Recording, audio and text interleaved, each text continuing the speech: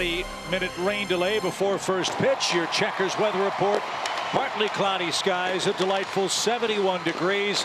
As we wish a hearty welcome back to Mike Foltynewicz, who's got the start for the Braves fellas in game one. Yeah, good to see him back out there. He's been pitching well before he got hurt. Had a little tricep problem, so hopefully a little time off has healed that, and he's going to pick up where he left off.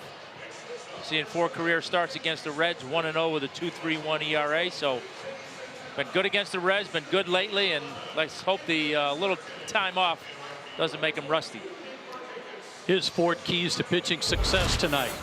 Number 1, I think, the most important. I hope he warmed up a lot, because you know he's going to come out breathing fire tonight, and hope that he's not going to overthrow with all this rest he's had and the excitement of being out there. And that back foot slider he's been employing has been devastating. He'll get a good chance and a good opportunity to use that tonight with a ton of left-handed hitters in the lineup. And a ton of red-hot Cincinnati hitters in their lineup. The Cincinnati club comes to town with a 7-game winning streak. The Reds, you might recall, started the season with 8 wins and 27 losses. They're 24-18 since under the leadership of Jim Riggleman, their interim manager. His Toyota starting lineup is rolling after they just swept the Chicago Cubs at home. Schebler, Barnhart, Joey Votto, Scooter Gennett cleaning up. Eugenio Suarez leads the National League in RBIs. Jesse Winker, Jose Peraza, Tyler Mahle, the pitcher, 8th, and Billy Hamilton, the speedster, batting 9th for Cincinnati tonight. Scott Schebler, left-hand hitter, will lead off. He's the right fielder for Cincinnati. He's hitting .352 this month for the Reds, who enter action with the 3rd highest batting average in the National League. So this is going to be quite a test for the Braves pitching staff in this 3-game series. So Mike into his windup. His first pitch in a while is popped up left side. Long run Santana, and he won't get there. Right off the edge of the grass at the warning track, and we're underway. Schebler's missed out on some of this run of good fortune for the Reds. He's been on the bereavement list, unfortunately, and has missed 3 games coming into tonight.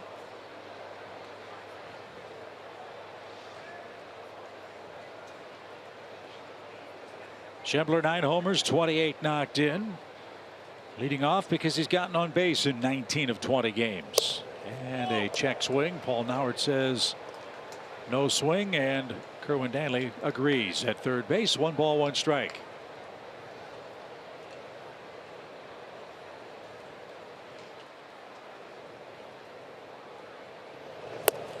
And taken low at 99 miles an hour. 2 balls and a strike. With the exception of the triceps issues, it's been an excellent month of June for Folty. He's given up 2 earned runs in 19 innings in 3 starts. And the fastball swung on and missed. 2 balls, 2 strikes.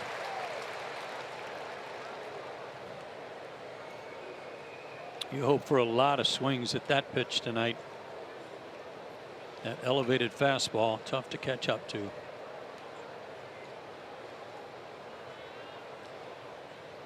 And there's that slider. It exploded. Back foot slider takes care of Schebler. 1 up, 1 down. Good start. Ball's coming out of his hand nicely. Coming out real good. When you chase that 98-mile-an-hour fastball up, start to cheat a little bit, and there's that back foot slider you mentioned. You set it up with the high fastball. Awful tough to commit to that pitch after you've seen that high fastball. Mike in the top 5 in those categories in National League play. And here's Tucker Barnhart. He played so well that Devin Mesoraco became expendable. He's the man that was shipped to the Mets for Matt Harvey, who will pitch for Cincinnati here tomorrow night. And Barnhart takes high, ball 2. Switch hitting catcher batting second for the Reds. Tucker Barnhart with 5 homers. Good on base percentage. And hitting in a great spot on this Reds lineup card, right in front of Joey Votto, who's on deck. Barnhart, an outstanding defensive catcher, too. I think he won the Gold Glove last year. But a good catch and throw guy, throwing out almost 25% of base stealers. And a liner caught. third by Camargo, who is in the right place at the right time. Barnhart robbed of a hit, and this is how you want to face Votto. Bases empty and 2 out. I'm loving it. Braves wore the throwback uniforms all weekend. A bunch of guys were wearing stirrup socks, and Camargo decided he'd just stay with it. Stay with it, yeah. I love those old unis over the weekend. Aren't they beautiful?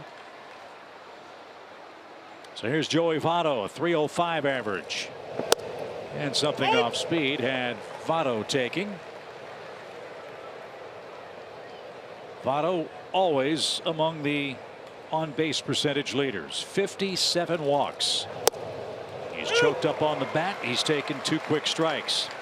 And when we last saw him, he started getting hot. He homered in 3 consecutive games against the Braves up at the Great American Ballpark.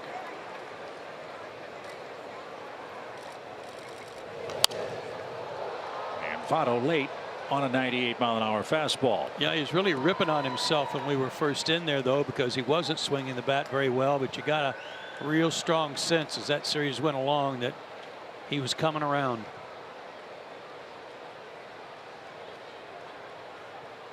No balls, 2 strikes. And he took that one upstairs.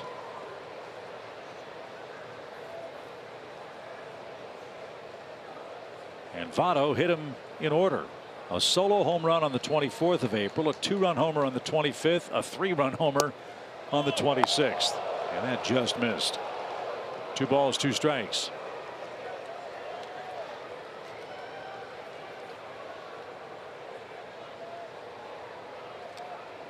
Mike checking to make sure he's got the count right as he gets set for his 15th first inning pitch.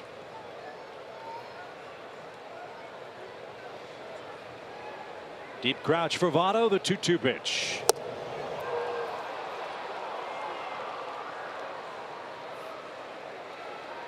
Oh, Paul Nauer was about to ask for help, but it didn't get that far.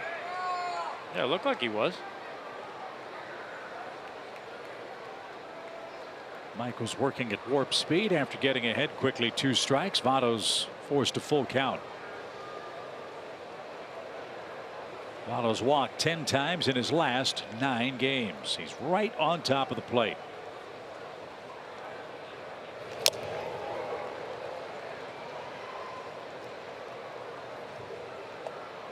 I like that. Wasn't any trickery involved there. It was just give him your best A1 heater and see how he handles it.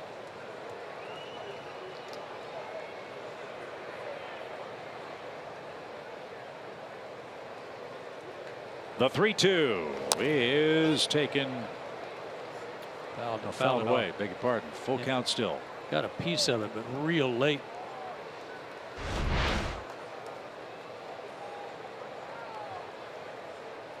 That might have saved him a strikeout. Well, this is what Votto can do for you. Mike breezed through the first 2 hitters, and now he's piling up the pitches.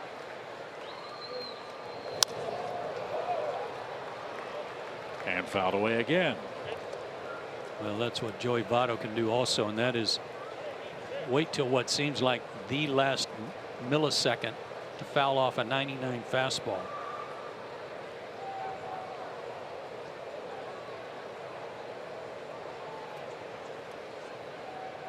The 10th pitch of the at bat is ball 4. So after 0-2, 8 pitches later, Votto's at first base with 2 outs. 58 walks against only 50 strikeouts. Yeah, that's why he's the hitter he is right there. Just battled and battled and battled and worked the walk. And that brings up Scooter Gennett. What a find this guy has been. Acquired from Milwaukee on waivers. 13 homers, 51 knocked in and cleaning up.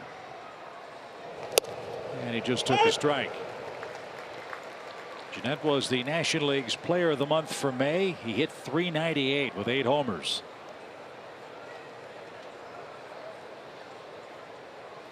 And a man about whom the Reds will have to make a decision come the trade deadline. Do they keep him? Do they trade him? Do they let him walk in free agency?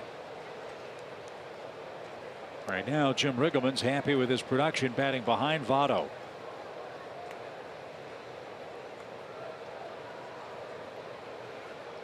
who has a very short lead at first. The pitch caught on and missed, 1-2. So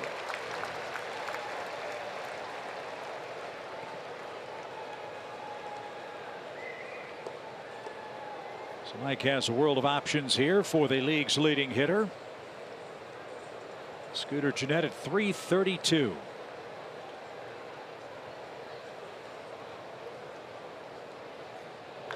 Pulled foul. That almost picked off one of the security guards at the end of the camera well, and it might have gotten one of the cameramen. I think it got the cameraman pretty good. Oh.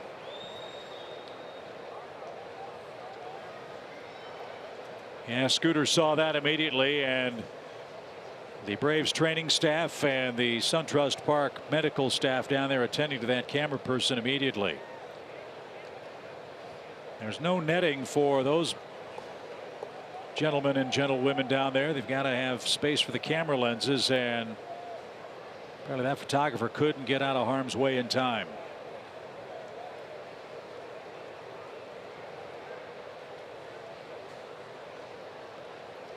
George Poulos, the Braves head athletic trainer down there, offering aid and assistance as well.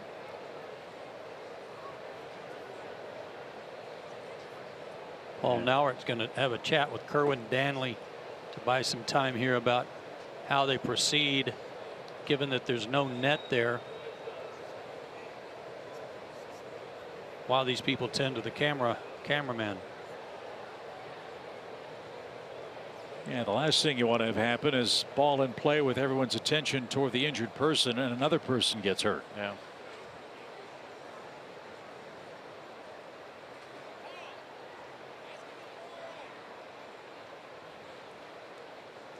That ball was really smoked too.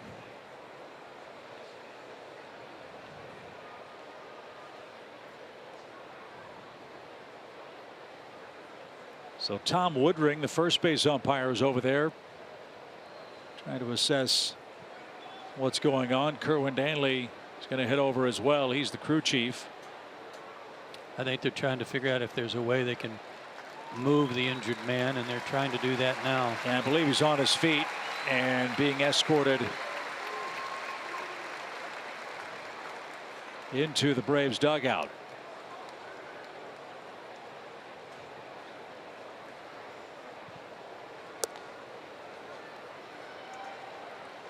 So Scooter Gennett's going to dig back in here. A ball and 2 strikes. Votto at first.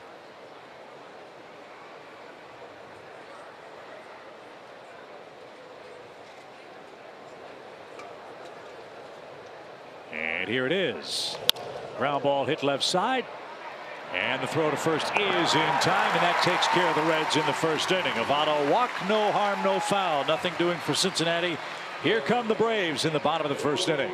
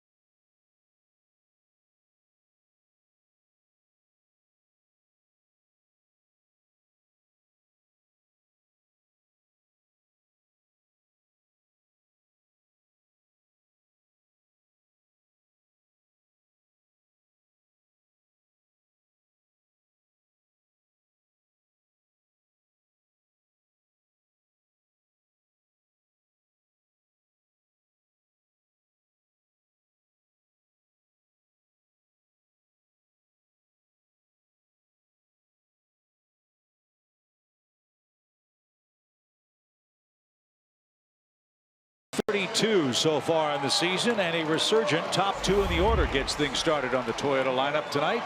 Ender and Ozzie had a very good series. Against the Baltimore Orioles, Freddie Freeman, Nick Markakis third and fourth, Suzuki, Santana, Camargo, Swanson, and Fultonevich. And it'll be Tyler Mahle. If you haven't seen this guy pitch, you will be very impressed if he's got his A stuff. He was awfully good against the Braves up at the Great American Ballpark. 16th start on the year, 6-6 with a 3.89 ERA, and the month of June in 4 starts, he's been really good. 3-0 with a 1.61 ERA, and as Chip mentioned, April the 24th against the Braves, had a great game and a no decision, struck out 11 in 6 innings. Yeah, had a no-hitter through 6 innings. Until Freddie Freeman and Kurt Suzuki hit a couple of home runs that knocked him out of the game. So let's see what Ender can do to get things started. A good homestand. 6-game hitting streak for the Braves center fielder. 9 hits on the homestand. 5 homers, 30 RBIs, and a .252 average for Ender, who's batting in the #1 spot again, which is where Brian Snitker would like him to stay. And Mahle's fallen behind, 2 balls, no strikes. Braves scored a couple of first-inning runs yesterday, scored a first-inning run in Game 2 against Baltimore, so that started to pick up. And a leadoff walk wouldn't hurt either. Ball 3. Well, oddly enough, as well as he's been pitching, he walked 4 in his last start against Detroit in 6 innings, but he got the win. And a 4-pitch walk starts Ender's night. So a good start. Here's Ozzie. Yeah, that's not how you want to start out. 4-pitch walk. Hey, even 1 in the strike zone has been all right. Albies 9 for 15 against Baltimore. He scored a couple of runs yesterday. Oddly for Ozzie, who has been such a big extra base hits man, all of his hits were singles, but he'll take them. Still leads the league in extra base hits, 1 ahead of Trevor Story of Colorado, as that one's off the screen. Foul, strike 1.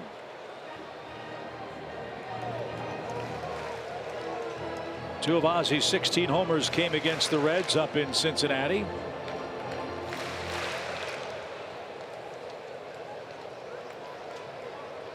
He hit him off Brandon Finnegan and Homer Bailey.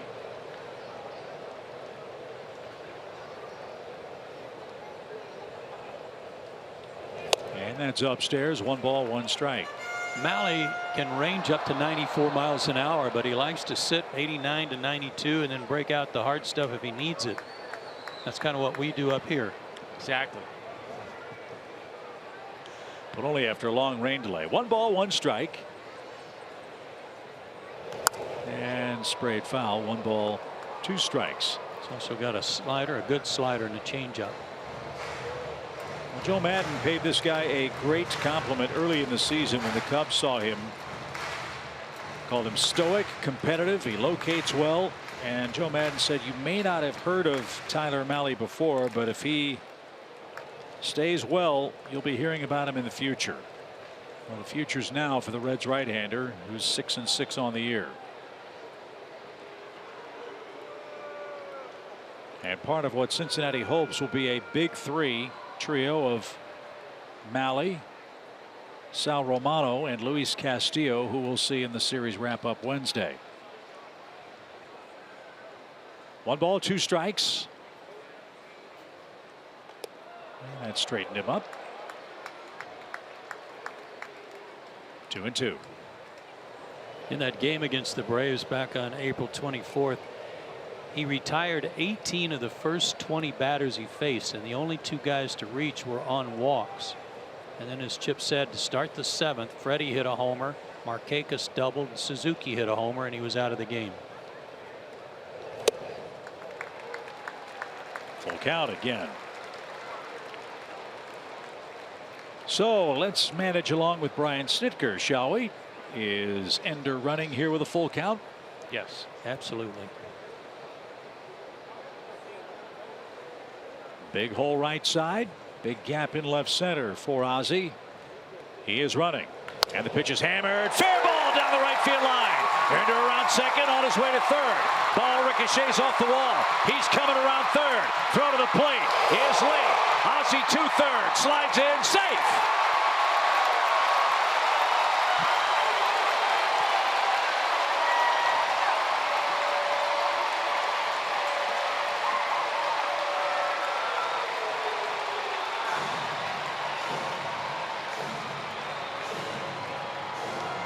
Sending the runner was a huge advantage for the Braves here, right over the bag. Terrific swing on that pitch inside. And then when it hits off the wall, you figure there's no chance for Ender to score. But he did easily with the throw off the mark. And again, great heads up base running by Ozzie, watching the throw go home. And look at Ron Washington with his nose in on that play, telling Albies where to slide. Great start for Atlanta. 1-0 with a runner at third for Freeman now and nobody out.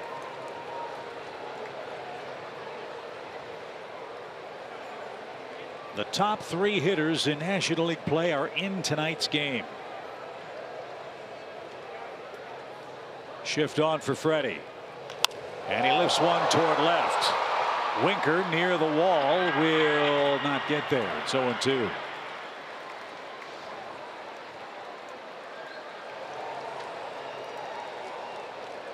Love that send by Ron Washington. You know how saturated the outfield had to be. Throw to the plate was off target. Barnhart's throw to third was high, and that's what allowed Ozzie to get in safely. And in the first inning, that's the last thing you expect to be doing out there too, is trying to execute a perfect relay or something of that nature, throw a guy out at the plate. So be aggressive. And Freddie chases a high fastball. He's in a strikeout rut, as Joe called it the other day, and he can't bring home Ozzie with a swing and a miss.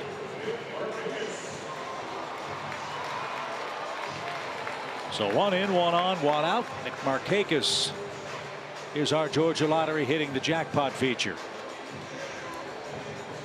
99, 96, 93. Ozzie with 88. Tied with Brian Anderson. Figure there'll be a few hits tonight. Yeah, you would think so. It's like Tommy's 11th grade report card. Wow. A couple of those grades were a little low, though. Pitch to Nick is inside. Nick Markakis, the fastest he's ever gotten to 100 hits is in game number 81. This is game number 77. And sitting on 99 and a chance for an RBI to make it 2-0 here. And fouled back for an even count.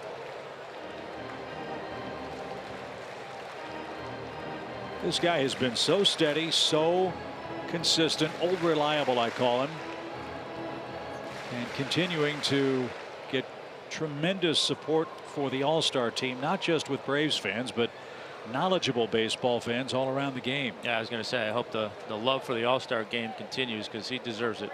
He's in first place among outfielders, 1.8 million. Keep voting. 1-1. Pushed him off the plate, ball 2. Yeah, there's that high-end fastball you talked about, 94. When he wants it. When he wants it, yep.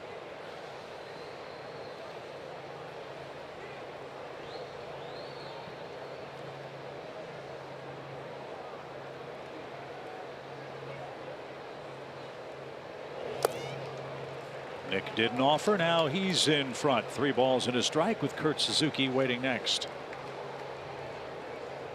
Tommy, does an hour and 20-minute rain delay before you throw a first pitch affect you in any way? It does a little bit. I mean, there's no question that, you know, it alters your preparation a touch. But, you know, I think ultimately, as long as you haven't started throwing or anything, then it's not that big a deal. It's just more of a nuisance. So after Markakis didn't offer it that pitch low and away, the Reds decide to walk him intentionally and set up a double play with catcher Kurt Suzuki. He's our Zaxby's indescribably good player. 12 games this month, excellent average, 5 RBIs. He now has 26 on the year. And I just wanted you to know, we talked about this last time I was here about a month ago. The intentional walk just got me again. I was wondering what was going on. I just waved 4 fingers in front of you too. I wasn't looking at you. I was talking to Chip. Oh. And I saw everybody go. I'm like, what's going on at first base? What happened? What, you're just out of practice. You've been gone for 3 or 4 weeks. No, it's gotten me every time. No balls and a strike.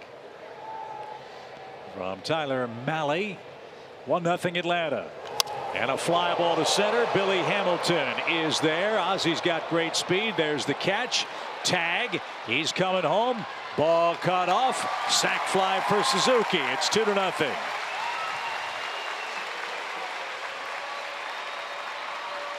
That's something the Braves, I think, Joe, you'd agree, had trouble with at times in that series against the Orioles.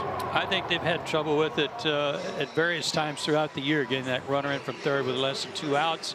And I like what Nick did with Votto going over to be the cutoff man. There's nobody at first base, so Nick made sure they cut the ball off for no play at home by making it look like he was going to go to second. So the walk and the double cashed in for Atlanta. The sac fly for Suzuki makes it 2-zip. And Danny Santana, the batter. His first action against the Reds. And Danny in that series with Baltimore made a lot of loud contact.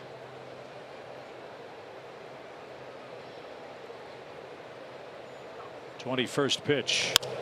And that's driven down the left field line, but slicing foul.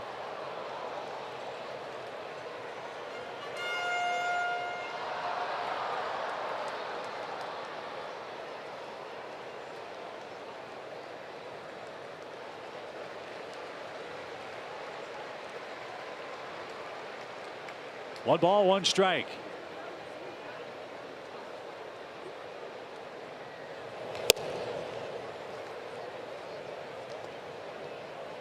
So no hit mystery for Mahle through 6 in this game after he was so brilliant up in Cincinnati.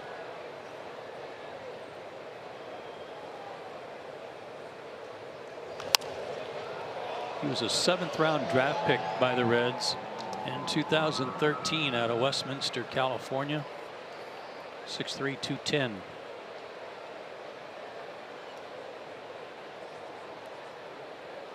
Two first inning runs for the Braves. They've scored in the opening frame now in 3 straight games.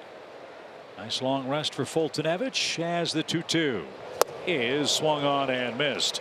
Very profitable inning for Atlanta. A walk, an extra base hit for Albies, and a sac fly. After 1, Braves 2, Reds nothing in Game 1 here in Atlanta.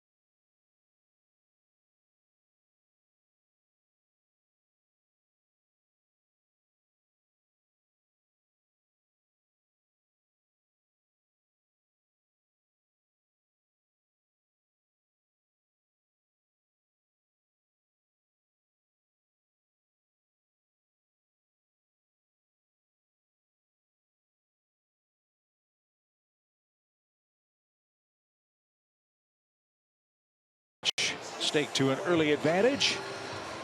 And one of the Braves' potential all-stars off to a good start tonight. Ozzie Albies with his 45th RBI tonight. RBIs are nothing strange for Eugenio Suarez. The Reds' third baseman leads the league in runs batted in, and he leads off the 2nd inning.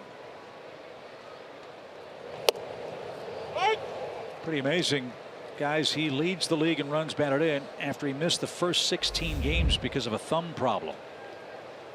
I think he only played in the last game of that series against Atlanta. And I think the Reds were surprised he was able to do that. He was way ahead of schedule. I think it was a fractured thumb. A real good player, offensively and defensively.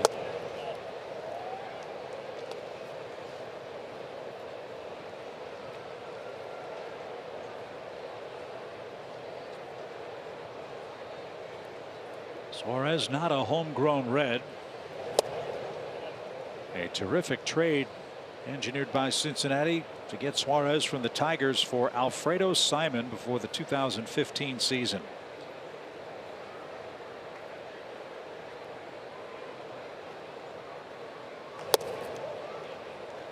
He's hit 76 home runs in a Red uniform. In about 2 3/4 full seasons. So full count for Fultonevich, who's already walked a batter, and he's walked a second one here to lead off the inning. 3-2 slider. Got a 2-0 lead. It's a little odd. Agree. And you see with Mike, as is always the case, you have some concern about pitch counts. He's up to 30 of them already. 10 of those to Joey Votto, and nobody out in the second. Jesse Winker is riding a hot streak for the Reds. On their homestand, he had a grand slam and had a 3-run homer as well. Like, who didn't have a grand slam for them last week? Yeah, good point. They've hit 7 of them this year, 4 of them in the last 10 days.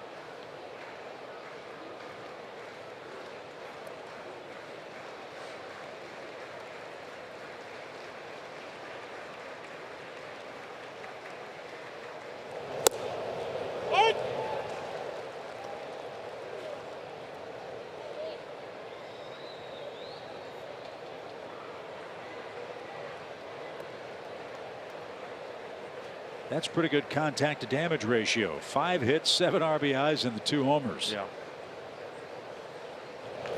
Little number. And Suzuki will pounce and make the play at first. Productive at bat for Winker. He moves Suarez into scoring position for Jose Peraza. That's a tough break. He hit it just at the right velocity to ensure the Braves couldn't get 2 out of it.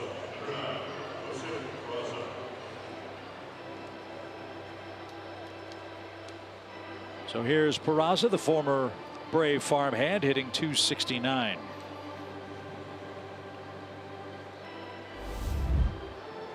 When we last saw the Reds, Peraza was hitting second on the lineup card because of his ability to put the ball in play.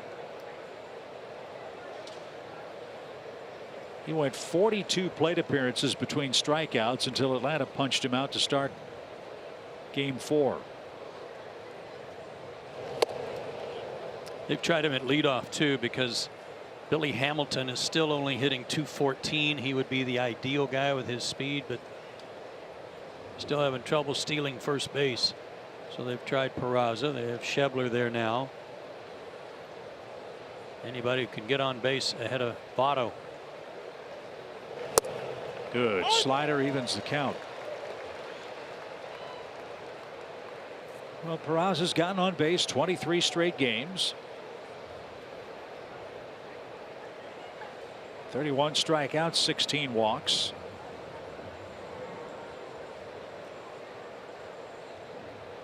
And watches that one sail high, ball 2. Tom, I don't know if you've ever had to go 13 days between starts. I doubt it. But was there a time or a start like that 3-2 slider, and then he just threw another slider to Peraza?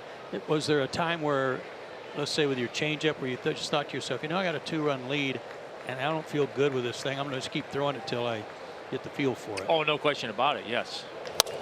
That's it to first. Freeman will flip to Fulte covering the bag. Runner to third, 2 out. Yeah, I think when you go out there, obviously, and you got to figure after a 13-day layoff, and sometimes for us, if it was 6 or 7 days because of off days or a rain or something like that, there's always that concern you're going to go out there and feel too strong. And when you start to feel too strong, 2 things happen. Number one, your command of your fastball is off a little bit, but you tend to overthrow your off-speed pitches, so you don't quite have that feel. So yeah, you like to go out there early on and try and establish them, but if they're not quite there, yeah, you have to throw them, and throw them in situations where if you miss, it's not going to hurt you. That's why the 3-2 slider, to me, if you don't really feel really super good with it, that's a tough spot to throw it, because if you miss, you're going to walk a guy. You know, so typically you would try to find those counts where, okay, it's 0-1. I'm going to throw it here. If I miss, it doesn't hurt me. I'm still good in the count. And keep doing those things until you find the feel for it. Reds pitcher Tyler Mahle is up, hitting 8th on the lineup card. Well, we heard Fultonevich tell Kelsey in Braves Live in that interview that the one thing that he maybe was concerned with coming into this start was fastball command. Yeah, and I think you would be, because you know, it's, you feel strong. You know, you're probably on the one hand trying not to overthrow, because you know you're going to feel strong, but on the other hand, you probably are overthrowing a little bit, so you kind of had that tug of war back and forth in your mind. Well, don't mess around here. It's 2-2. You got the pitcher up there. He's 2 for 21 at the plate. Suarez 90 feet away. Fulte ready for his 42nd pitch. And he puts it in play. But Ozzy's there. The throw to first is in time, and Mike works around the lead off walk. 2-0 Atlanta. Johan Camargo to lead off.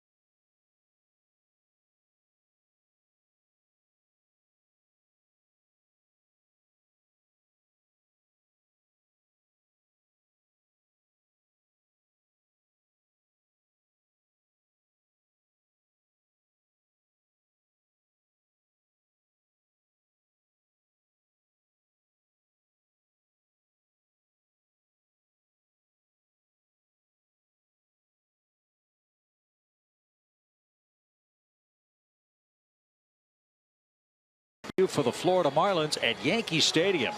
How about this for a debut? No runs, 7 hits in 5 2/3 innings. He went on to lead the Marlins to a 5-0 win over the Yankees and his first major league victory. Like he's enjoying that plum. Is that a plum? Looks like it. Yep. He was trying to get Eugenio Suarez's attention. He was waving to him and finally got it. Well, Anibal will have the plum assignment of pitching against Matt Harvey tomorrow. There you go. 7:35.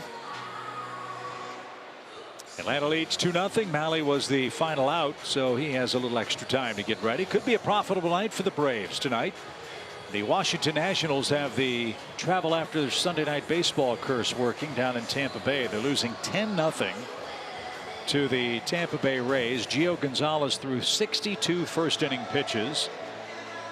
Washington has 1 hit at Tropicana Field tonight. And the Phillies are losing to the Yankees 2-1. That game's in the 7th inning. So the two teams directly behind the Braves in the East are losing. That's an awful lot of pitches for 1 inning. Yeah, I'm wondering if he started the 2nd inning and didn't get an out. You know? Yeah, I mean, man, oh man. Yeah, he did. He did. But credited with 1 full inning of work. As Johan Camargo leads off for Atlanta. Swanson and Fultonevich to follow.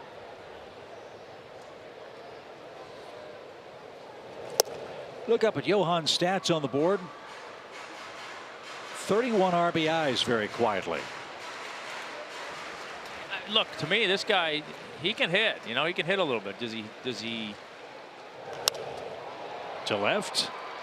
Winker is there and puts it away, 1 out. Does he hit enough per se for that, what that position is typically in baseball, being a, you know, a corner infield spot, a power spot?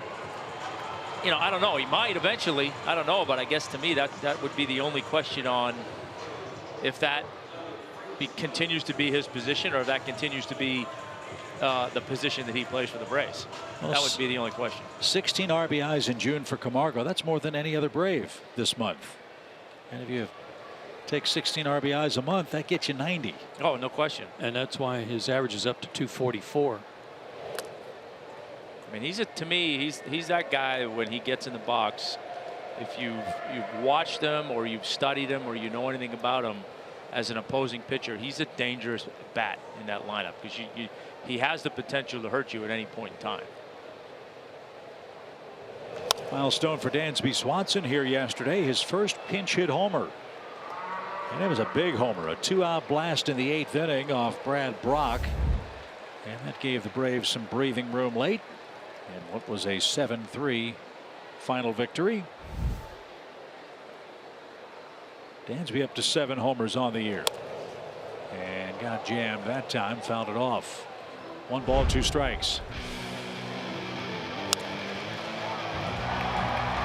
Hooked it around the pole into the bullpen. It was a thing of beauty and a big relief for the Braves bullpen to have a little breathing room.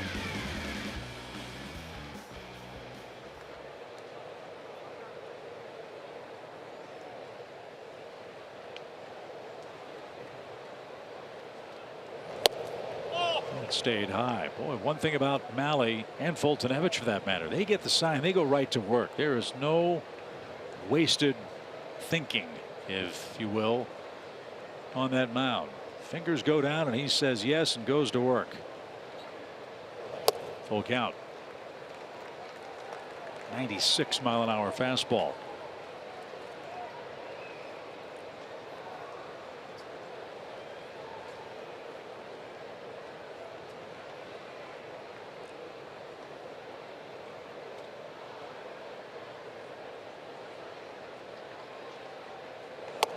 And Dansby takes ball 4. So 3 walks for Malley. And Mike Fultonevich is coming up. Chance to move Swanson. Mike 2 for 24. He's laid down a couple of sacrifices. One suspects he'll hope for his 3rd here.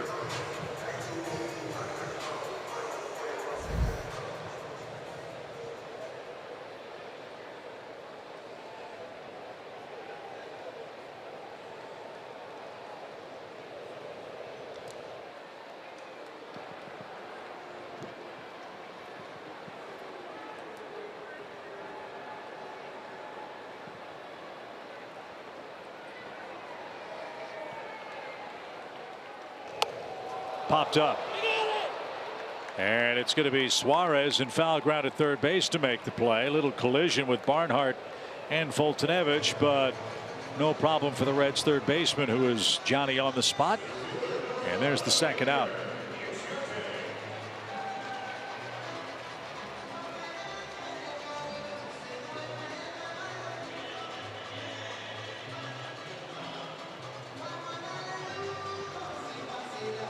Ender walked and scored in the opening inning.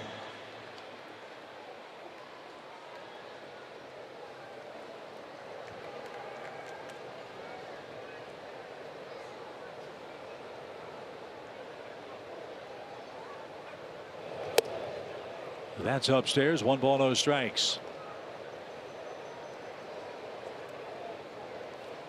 He's had trouble with that outside portion of the plate against lefties pretty consistently so far.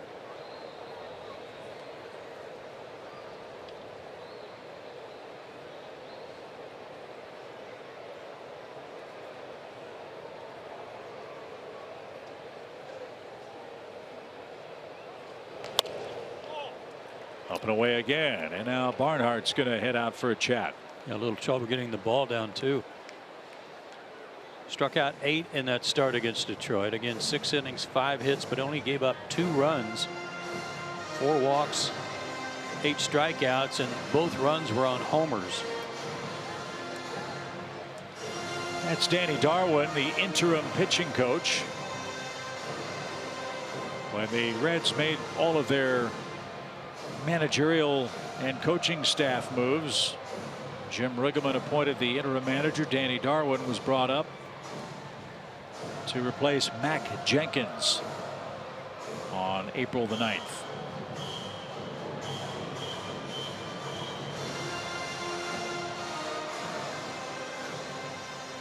Danny Darwin pitched 21 years in the major leagues for 8 teams, won 171 games. He had a hard sinker. Faced him a lot in the minor leagues when he was coming up in the Ranger organization. 2 balls, no strikes. Hamlin fouled the mark.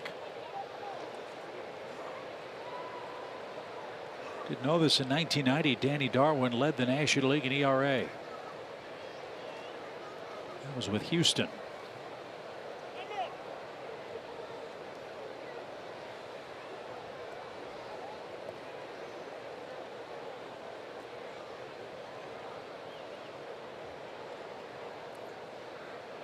Two balls and a strike. Dansby started and slammed on the brakes. It's 2-2.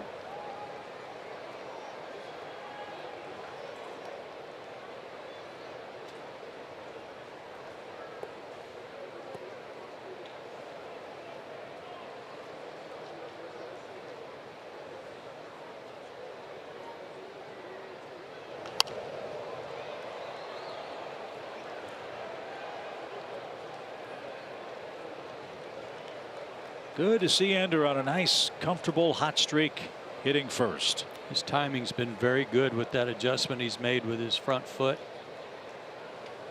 A little bit of a leg kick instead of just picking it up and putting it down.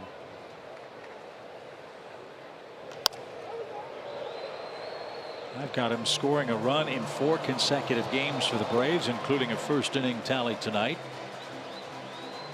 Well, that's what the leadoff hitter's supposed to do, score runs.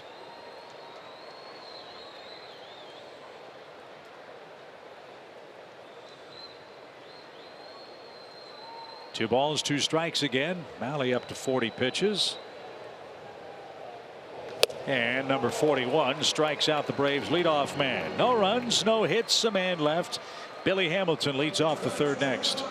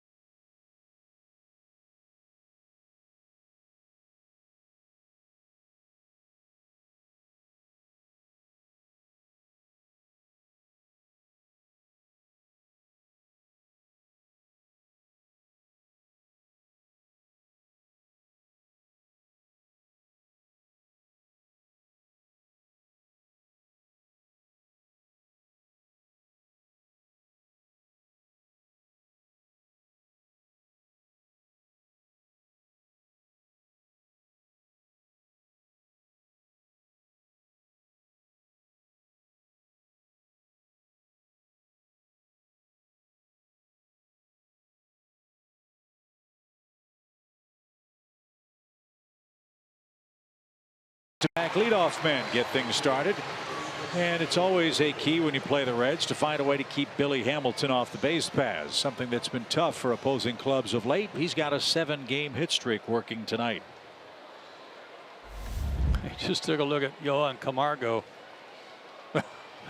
who's in about 50-60 feet away.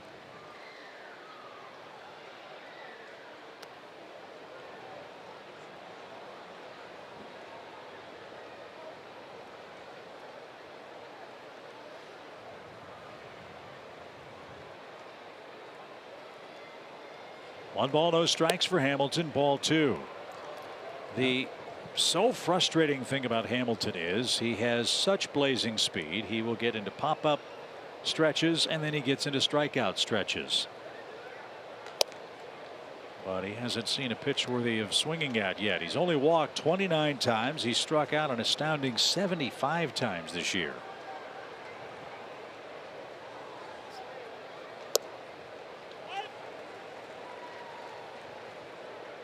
He made Mike throw him a strike, and he did. 3-1 the count. There's nothing Jim Riggleman would like better than for Billy Hamilton to go on a real long stretch of getting on base. And 5 pitches puts Hamilton aboard. That's 3 walks in as many innings for Fultonevich.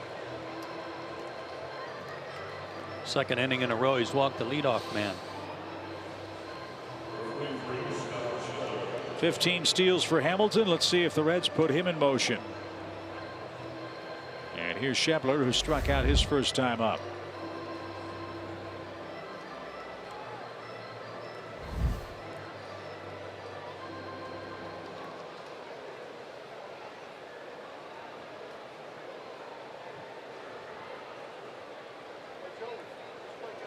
Hamilton started, then stopped. Strike 1.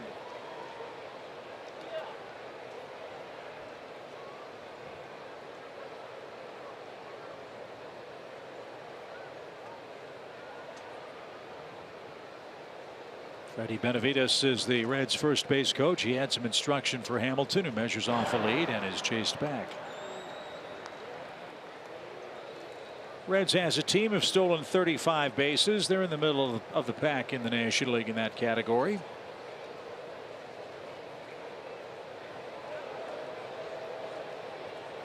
In some ways, I guess it's a flip of the coin for Jim Riggleman. Yes, you have the high reward chance of Hamilton to steal a base, but you have so many guys on their lineup card that can hit the ball out of the ballpark. You'd hate to run yourself out of a chance for a 2-run homer. See how they play it here. Slide step and fouled away. 0-2. And close to a balk.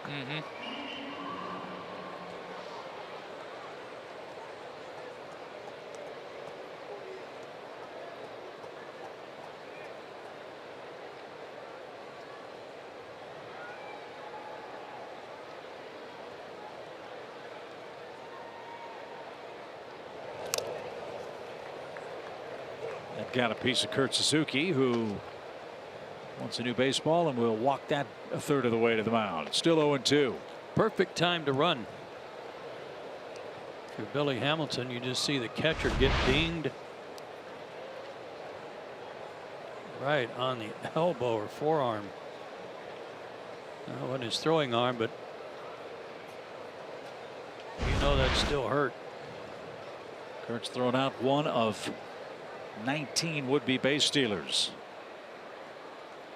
which sounds not so good, but it's not always his fault. No.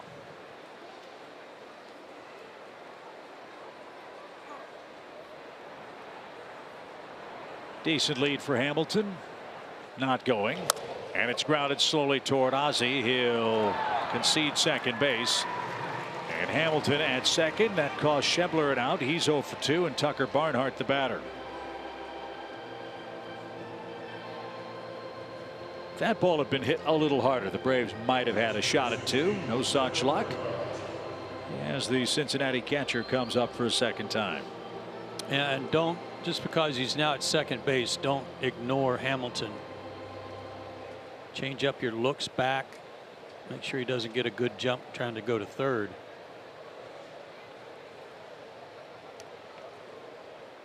Camargo even with the bag on the grass as Barnhart takes a little low. Ball 1.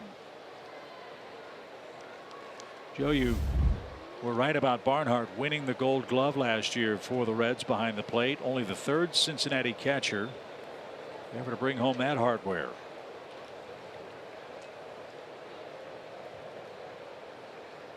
One-0 pitch. I know you know who one of the two is. Yeah, the guy from Oklahoma. Yes, Johnny Bench. He was the last catcher to do it before Barnhart, and that was 77. The other was Johnny Edwards, who won the Gold Glove in 1963 and 1964. I was going to say if it was before Johnny, I wasn't going to get it. High fly ball right center. Markakis on the run, takes a peek at the wall and makes the play in front of Ender. Hamilton tags and moves to third, and the Braves hustle the ball back to the infield to keep him from rounding the bag and coming home.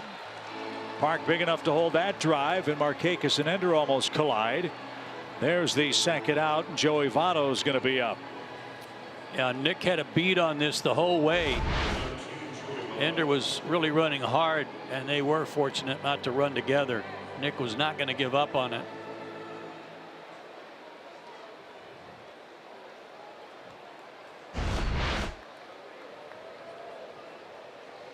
So let's see how carefully the Braves pitch Votto here. He walked on 10 pitches in the first inning.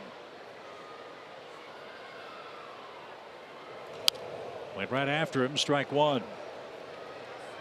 You have the Red second baseman Scooter Gennett waiting on deck.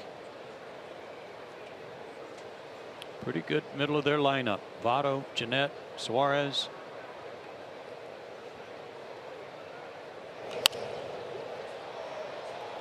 Two good fastballs late on him. Got ahead of him 0-2 last time. Yeah, got ahead of him 2 breaking balls last time. See if he comes back with the breaking ball here after 2-strike count. Take a shot with that backdoor slider, or back foot slider, I should say.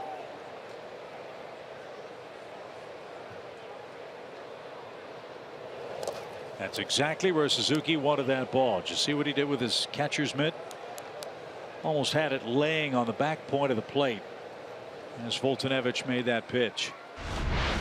Oh, that's where as a pitcher you got to trust your guy that if that's where you want it and I throw it there, you better block it. Good job by Kurt. So 2 fastballs, then the off-speed pitch in the dirt. Now the 1-2 way high, and Suzuki had to stretch out to save that.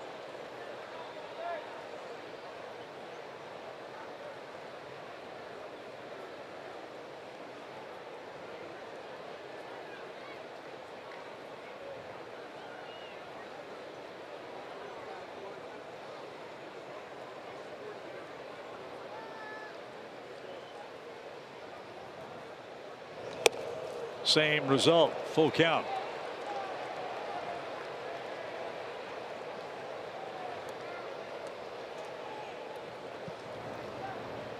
The high fastball is not a bad idea. No.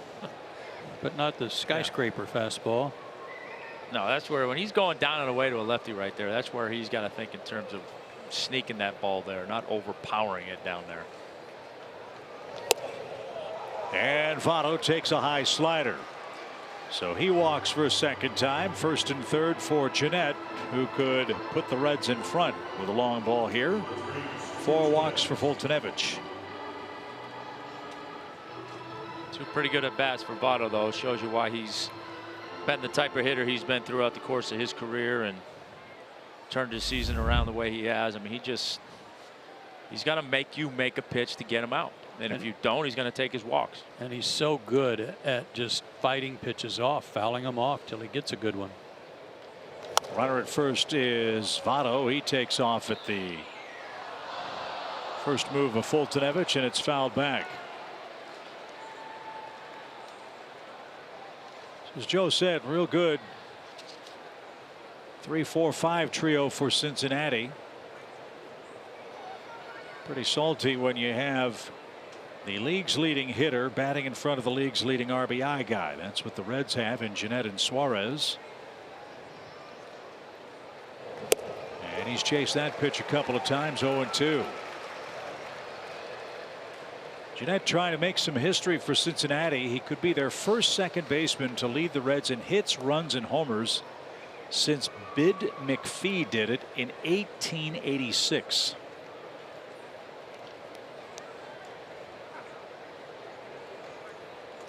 Old Bid, I've never heard of Bid. No balls, 2 strikes. The last Red to lead the National League in batting average, Pete Rose. 338 in 1973. No kidding. I would have thought Larkin. Larkin won a batting title. 1 ball, 2 strikes. And yanked foul. Boy, same place. Yep. Remember earlier, Jeanette hit a foul ball that injured one of the camera persons down past the Braves dugout. Well, Jeanette's got one of those weird splits. He's hitting .320 against right-handers and in .363 against lefties.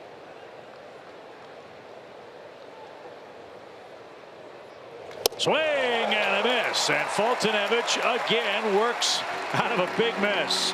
Second inning in a row, he's walked the leadoff man, and for the second inning in a row, the Braves strand Cincinnati base runners.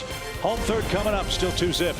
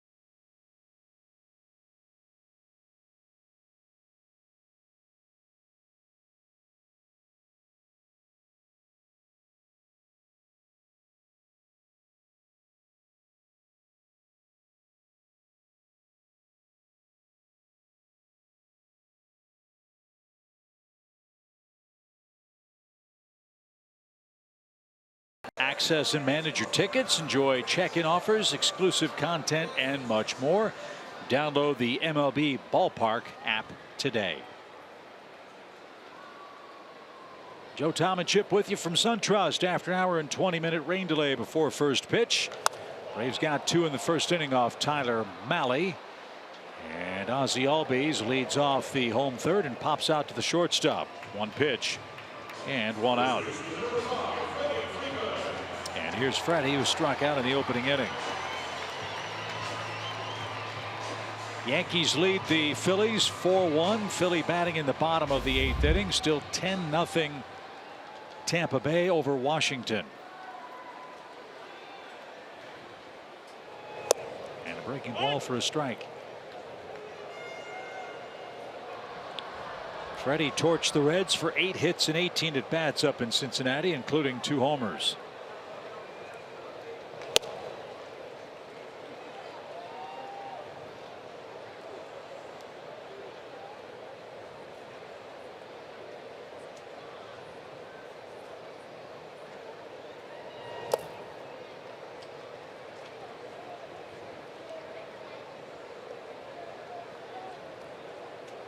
Neither starter has, shall we say, had impeccable command to start. But another pop-up should help Mahle out. Scooter Gennett says he's got it. 2 outs. That'll help him. And here's Nick Markakis, whom the Reds walked intentionally his first time up.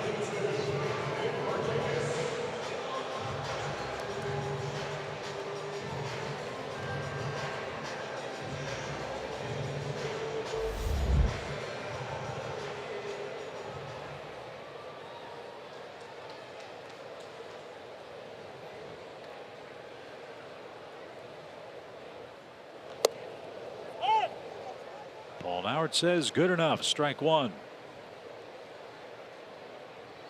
How gratifying for Nick to have such a good series against Baltimore, his old team. Line drive, and there's number 100. 100 hits for Nick Markakis. Fastest he's ever done that as a major league hitter in a single season.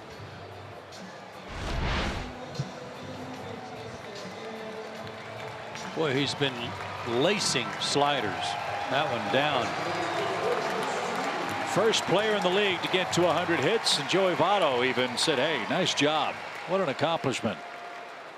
Yeah, that to me is kind of a picture perfect Nick Markakis swing right there. Just stayed down, went down and got that ball and just drove it right back up the middle. And his bat's in the strike zone so long, there's a good chance there's going to be an intersection somewhere.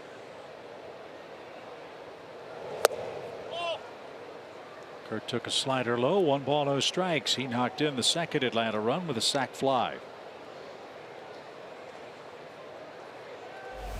Keep adding on if you can.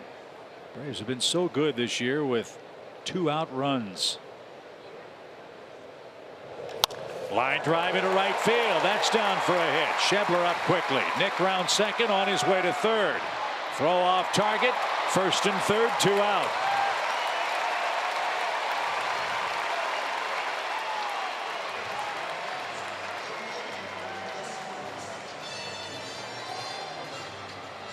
Love the way the Braves run the bases. And it's not just the kids, it's the veterans too who are willing to take a chance and get that extra base. Yeah, there was never a doubt in Nick's mind. No.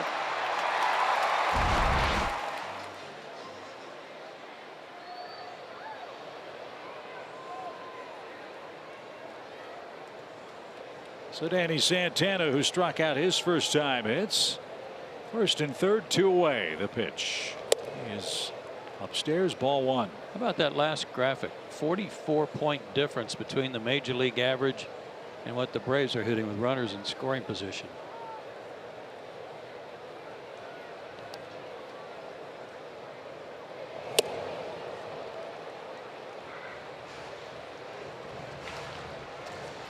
Well, getting those opportunities is one thing, cashing them in is another, and doing it so frequently with 2 outs has been a big story for the Braves this year.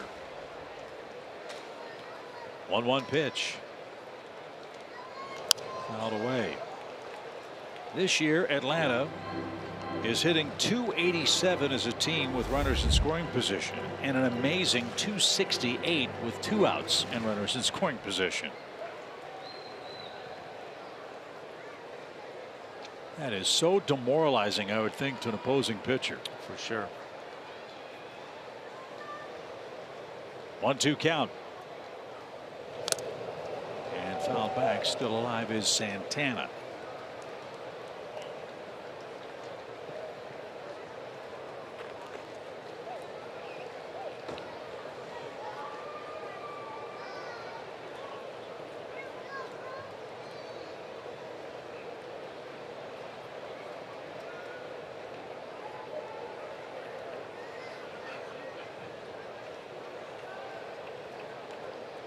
One ball, 2 strikes, first and third, 2 outs. 2-0 Braves lead it here in game 1. The pitch is tipped and caught, and that's the inning. We go to the 4th inning.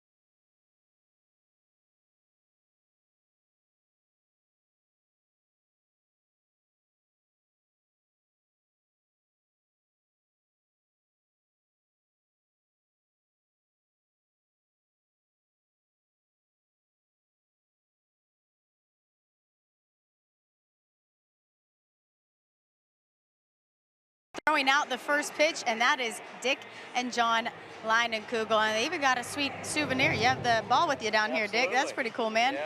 Hey, but, you know, we're up here at Liney's Porch. Yeah, what a great place. Come up here and enjoy a Leinenkugel's beer. You know, we've been in the business for 151 years, and our Leinenkugel Summer Shandy is the #1 summer seasonal craft beer in the United States. We're so glad that it's here at SunTrust Park with the #1 Atlanta Braves. How cool is that? Would you look at this? We even have one right here. This is what we call product placement. Now, John, what is it? You sell beer for a living, man. That seems like a pretty cool job. It's a great gig if you can get it. Coming from Fox Sports North Country, it's great to be here in Fox Sports Southeast Country, cheering on the #1 Braves, enjoying our Leinenkugel Summer Shandy. It's just a fabulous time for baseball, fabulous time for Leinenkugels in Atlanta. We have a lot of fans here, and you're one now because you can pronounce this crazy last name. Say it again for me, Kelsey. Leinenkugel. It's right. Koo. Fabulous. Cheers to 151 years, Leinenkugels. Cool spot up here, you guys. Chip and Joe, we'll get it back to you from Liney's Porch. Well, thanks, Kelsey. If they really are interested in product placement, I know a place where they could bring 3 or 4 of those summer shandies. They will take some up in the booth. We will deliver some. Just give us the pass, and we'll come up. I got you, swing guys. and a miss. All right, Kelsey, thank you very much. Good start for Mike. He needed a leadoff man retired, and he got the Reds' first baseman for his 3rd strikeout of the game.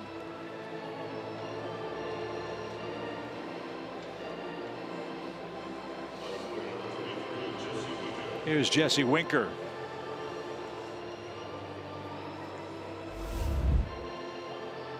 He's a big guy, 6'3", 215.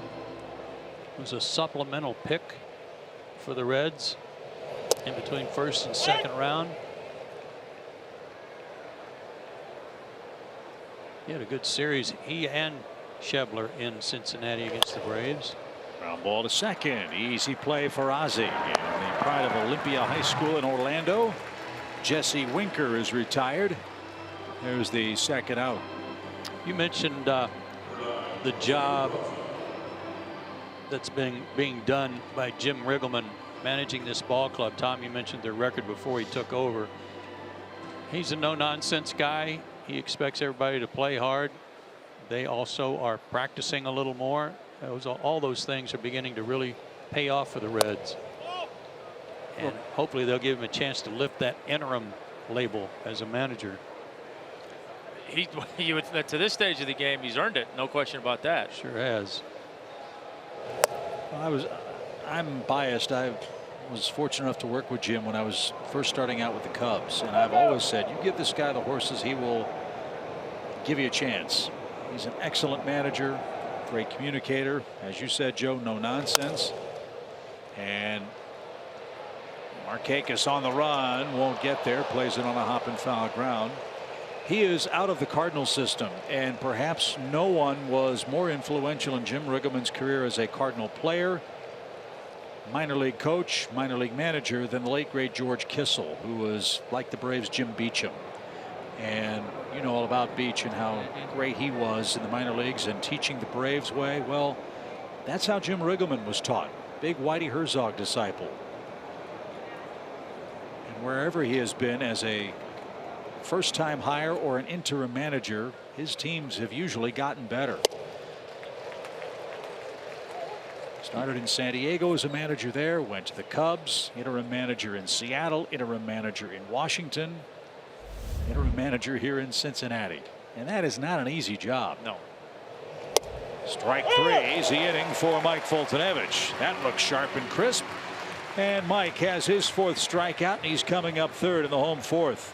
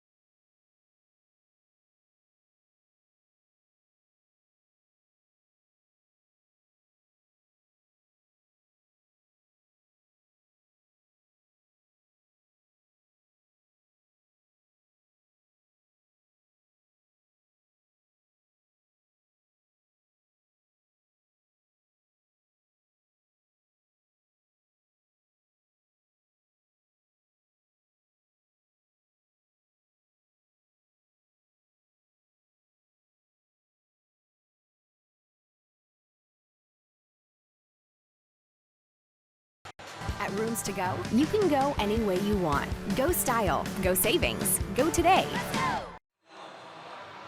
Johan Camargo will lead off for Atlanta. Dansby Swanson and Mike Foltynewicz to follow. Tyler Mahle gave up 2 in the first. He scattered a couple of hits since, as the Braves have left 4 on base through their first 3 times at the plate tonight. Braves 1-2 on this portion of the homestand, finishing up a stretch of 12 out of 14 games at home, and all of them against losing teams. However, when the Braves have played these teams in their sub 500 condition, they've come to town playing perhaps their best baseball of the year. And certainly the Cincinnati Reds qualify, riding a 7-game win streak entering action tonight. Camargo flied out to left his first time up, and that's off the screen. 1 ball, 1 strike.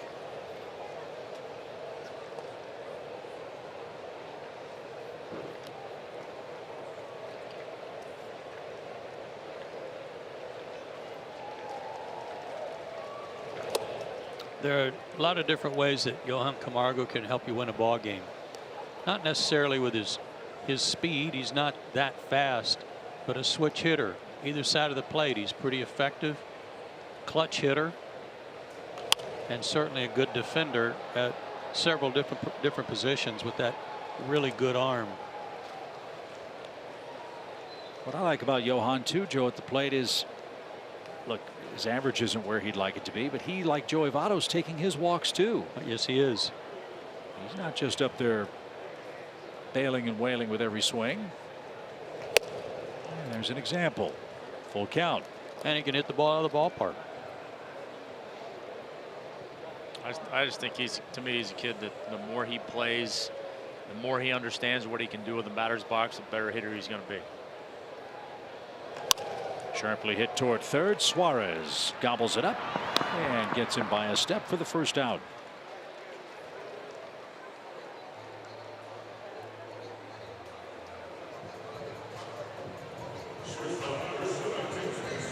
Dansby walked in the Braves second.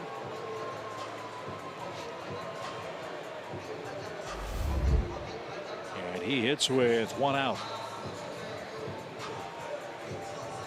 Finally underway in St. Louis. They had a long rain delay at Busch Stadium, where the Indians are visiting the Cardinals in interleague action. No score there.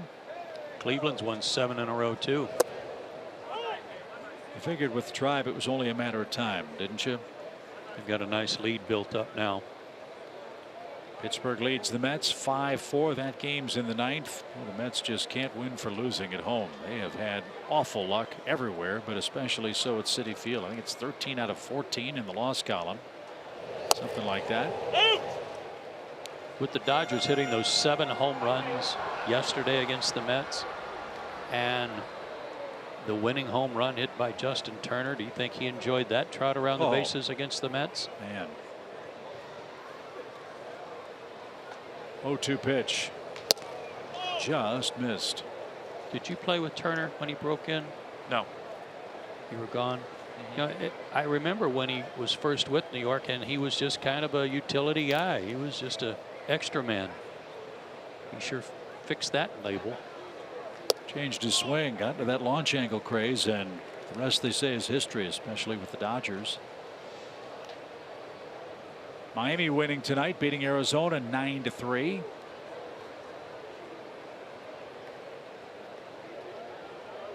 JT Realmuto hit a grand slam yesterday, I think.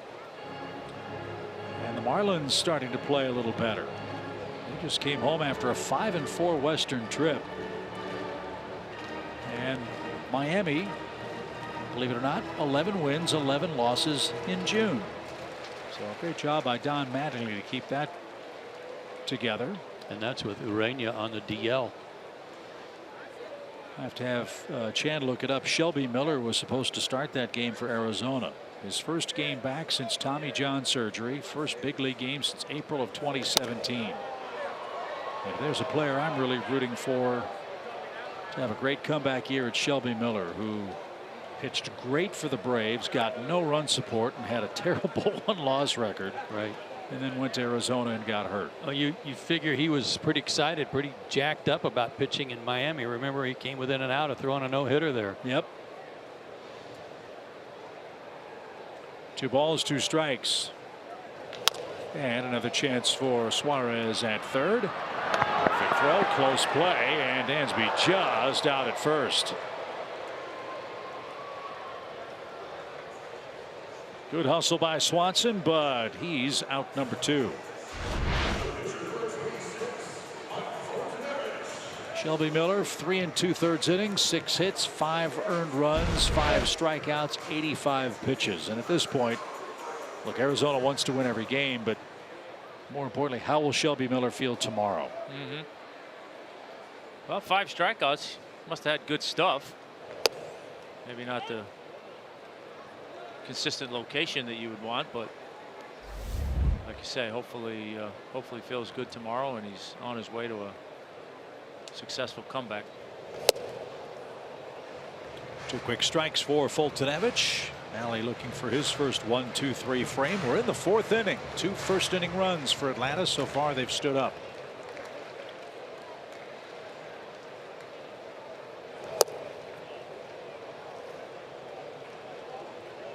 And it's a final. Tampa Bay shuts out Washington 11-0. Snell went 7 innings of 1 hit shutout ball, struck out 10. And Mike Fultonevich is strikeout victim number 5 for Malley. Tyler leads off the 5th, down 2-0.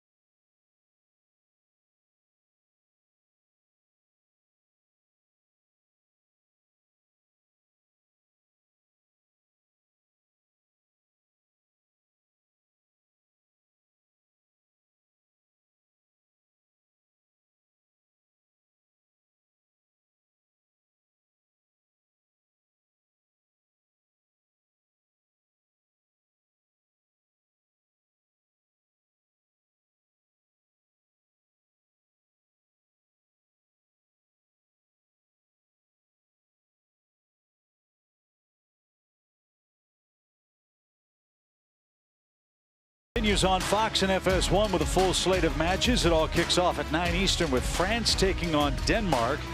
Then later, Messi and Argentina face off with Nigeria. It's the World Cup on Fox and FS1, or stream it all live on the Fox Sports app. A couple of ties today. Really? Portugal and Iran tied 1-1. Morocco tied Spain. That was a big upset there, 2-2. Uruguay beat the host team Russia, shut them out 3-0. Saudi Arabia 2-1 over Egypt. That was a sandblaster special right there. Yes, it was. As Tyler Malley leads off. Let's put that graphic back up for Mike Fultonevich, who's through 4 scoreless. Our SunTrust Confidence play tonight. Number of starts Mike has made this year, not allowing any runs. He hasn't gone deep in all those games, but he's put up a lot of zeros, and he's got a bunch of zeros working so far tonight. Malley retired. Billy Hamilton coming up. That's some heady company, wouldn't you say? Yeah, Real it's good. Yeah. great stuff. Snell did it again tonight. I don't know if that includes tonight's game for him. 7 innings, a 1-hit shutout ball. Like I said, struck out 10. Boy, is he good. And got the win tonight for Tampa Bay. Billy Hamilton hits with 1 out. 5th inning here at SunTrust Park. And Audi, as always, presents our 5th inning. And the beautiful Q5. Make this guy swing the bat. 2 balls, no strikes. Yeah, like Joe said, you can't steal first base. So if you're walking him, you're essentially allowing him to do that. Does speed like Hamilton's get in your head as a pitcher, Tommy, when you face a Vince Coleman or Willie McGee or a Ricky Henderson or a Jose Reyes? It depends. To me, it depends on how much the bunt is an aspect of their game. If they bunt, then yeah, it's definitely in your head. If they don't, then you're just, you don't worry about it too much until they get on base. So the last thing you want to do, is help them get on base by walking them. But for the most part, no, you're not. You want to put the ball in play. You just don't want to walk them. Well, Mike's battled back to an even count, 2-2, and that's into the seats. That was a 90-mile-an-hour slider. Well, I hate to say it, the bunt has almost gone the way of the dodo bird in the game. And it's so surprising to me with the number of shifts that exist. Players could probably boost their average 20 points if they just lay down a bunt. As this one's on the ground, Ozzie will get rid of it fast, and Hamilton's the 2nd out. Nice comeback, 2 away.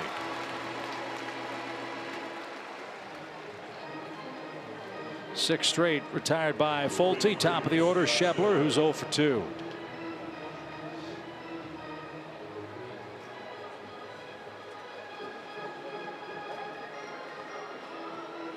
Yeah, the tough part of that graphic, 13 out of 14 starts, is that he's 5-4.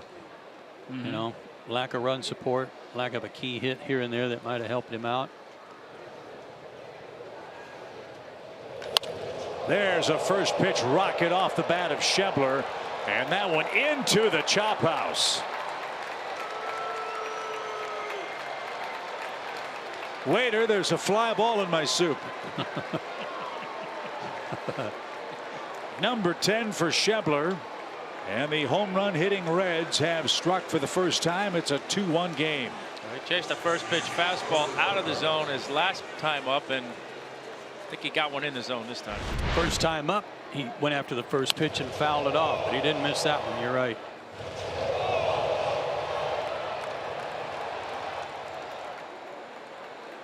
Circle change that he left upstairs. So Tucker Barnhart, the batter. Cincinnati on the board with their first run, their first hit. A 2-out missile into the chop house. I think that's first home run Mike's allowed in a while too. None this month. And only the 6th all year. Last home run he gave up was May 21st at Philadelphia.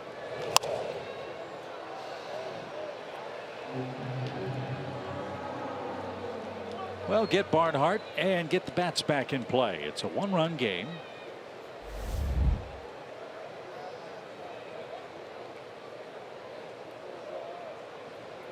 Tucker Barnhart with hits in 8 of his last 9 appearances.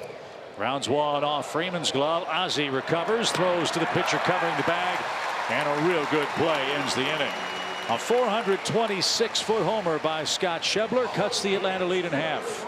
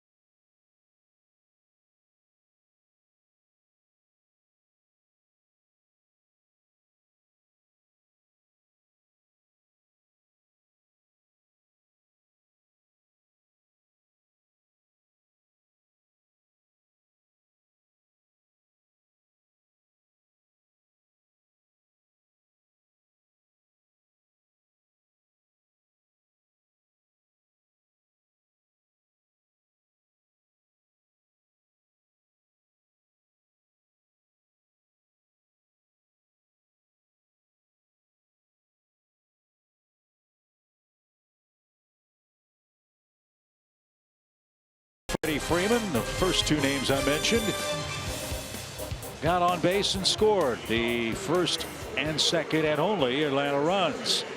Cincinnati got a home run from Scott Schebler a moment ago to make it a 2-1 game. A couple more would be nice as Tyler Mahle has settled in. He scattered just 2 hits since that opening 2-run barrage by Atlanta. Yeah, and they were back to back with 2 out in the 3rd inning.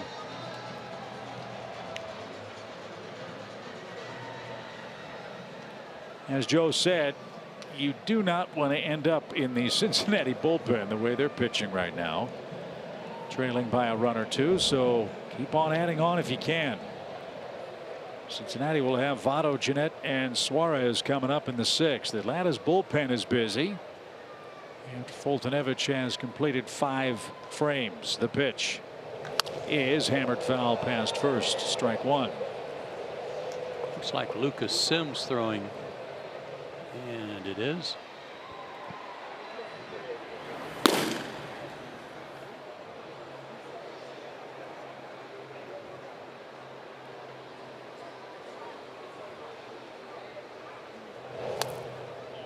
That's downstairs. 1 ball, 1 strike. Phillies still batting, trailing the Yankees 4-2. That game's in the bottom of the 9th inning.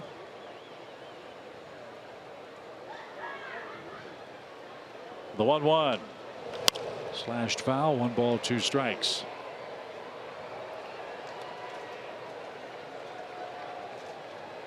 Cubs and Dodgers getting underway in Los Angeles. Cubs equipped with their earplugs, trying to come back after being swept 4 games by the Cincinnati Reds. Pitch. Straightened him up. 2 balls, 2 strikes. Yeah, I don't think they're going to hear it, do you, when they get home? Talking about the world's loudest speaker system in the major leagues. Looper into center. There's a good start. Another hit for Ender. Let's see if he gets active on the base paths here and extends his hitting streak. And a good start to the inning. You know, he was doing there that's so enjoyable is that he wasn't thinking about doing anything with it. He was just making sure he had the outer half covered, got jammed a little bit, but got his barrel to the ball and base hit. Well done.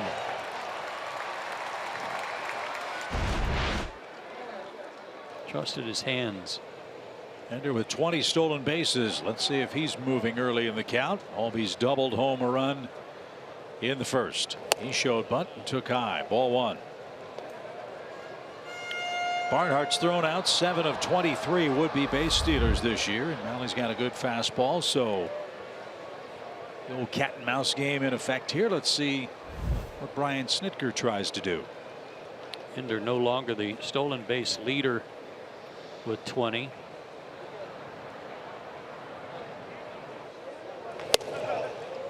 The Nats have 2 guys at the top. Michael Taylor with 23, Trey Turner with 21.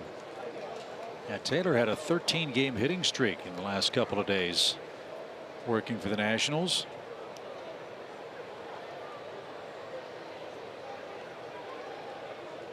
As he keeps chasing that high out of the zone pitch, now at even count. And he hammers another one into right field. That's headed for the corner. Ender around second, on his way to third. Schebler slides to knock the ball down. Ozzie in at second with a double.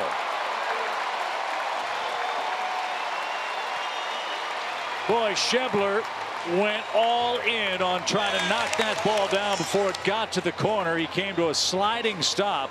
An excellent effort to keep Inciarte from scoring, but the Braves in big-time business. Second and third, nobody out. I'm a little surprised here, Tom. He threw a fastball upstairs, and he really looked bad chasing it, and then sped up his bat with a bad changeup. Yeah, if you're going to throw a fastball by him, and you're going to come back with a changeup, you better throw it in the dirt. Can't leave it up there. You're doing him a favor, and he paid for it. Nice job by Ozzie putting that ball in the corner. So another extra base hit for Albies, who extends his lead in the extra base hits category in the National League. Albies now with 89 hits, and 43 of them doubles, triples, or home runs. Now Danny Darwin out to talk with Malley. Action is beginning in the Cincinnati bullpen with Freeman, Markakis, and Suzuki coming up. Michael Lorenzen is beginning to get ready.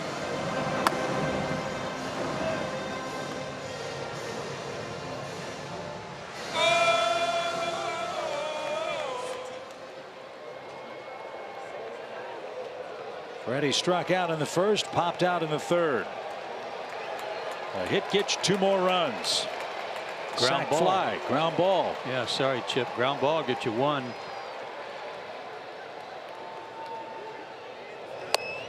And Freddie takes high, ball 1.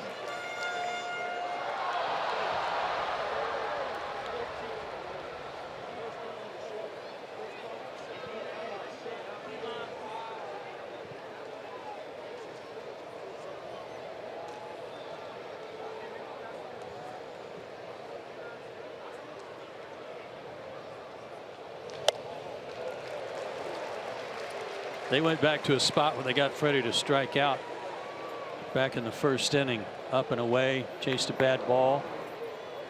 Thought he might do it again there, didn't. Got a base open if they want. 2-0. And Markakis on deck.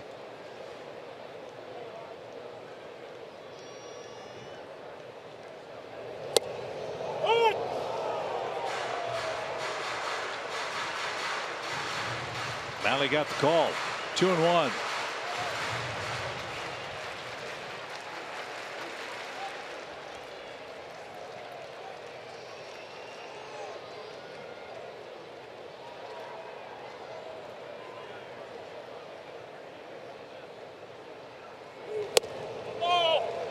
Almost the same spot. Yeah, that could have gone either way. Yep. At 95.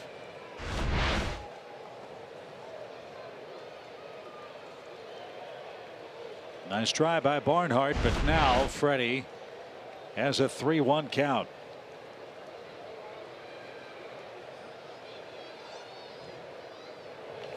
And Freeman's aboard, bases loaded, nobody out.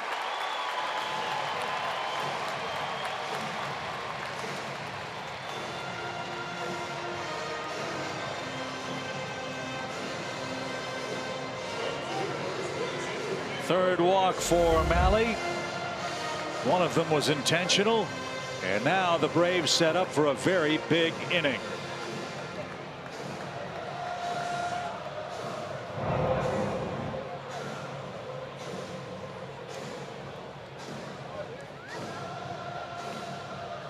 Nick this year 4 for 7 with the bases loaded.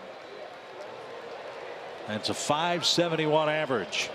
8 RBIs with those 4 hits.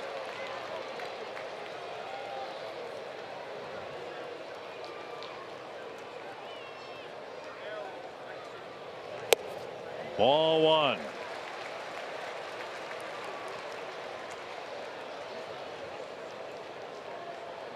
Three grand slams in his career.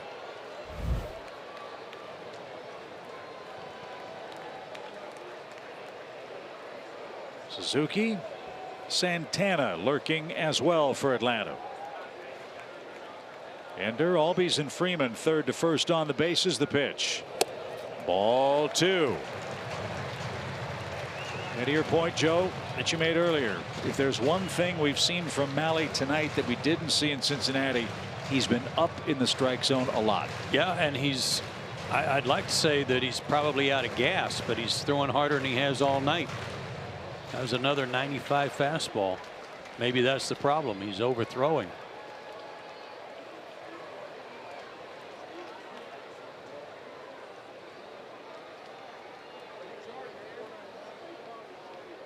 The 2-0 pitch. Ball 3.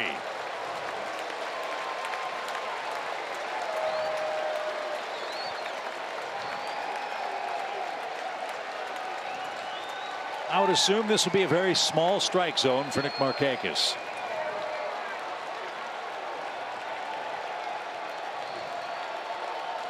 We're about to find out. Generous call there. 3-1 the count.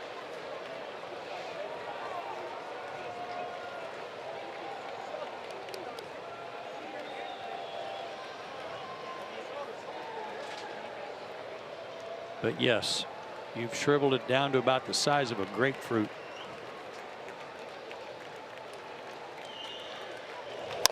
Up the middle. Second base 1, first base 2. The Braves get a run out of it, but it is a double play. Ender scores to make it a 3-1 game. Albies to third. And Malley made a huge pitch to Nick Markakis right there to trade 1 out for 2 badly needed. Excuse me, 1 run for 2 badly needed outs. No RBI for Markakis. That's the penalty for hitting into the double play.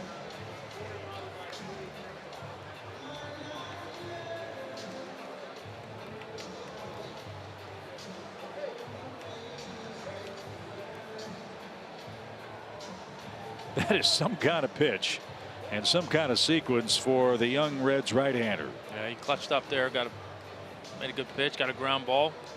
Got a big pat on the back from his catcher too. Yeah, I think that was that's a great pitch. Double play. Now we got a chance to get out of this inning. Let's bear down and get out of it. Suzuki's knocked in a run. He's also singled. And he drives one toward right. Schebler is there.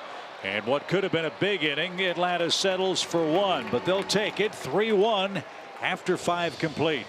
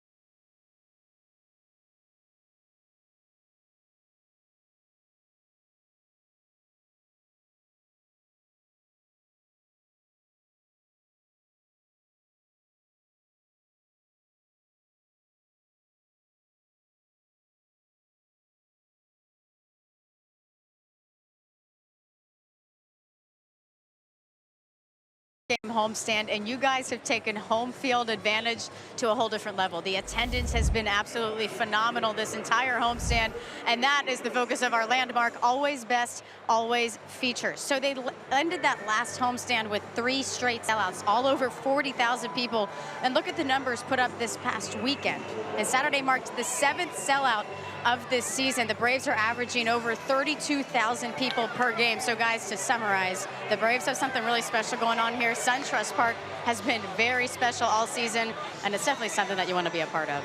Yeah, a big crowd tonight, Kelsey, despite the bad weather that forced us into an hour and 20-minute delay before first pitch. So Mike Foltynewicz, first game back from his triceps injury, out after 5 innings of 1 hit, 1 run ball. Lucas Sims is on for his 6th big league game, and welcome to the show. Joey Votto greets him first, and he greets him with a first pitch single up the middle.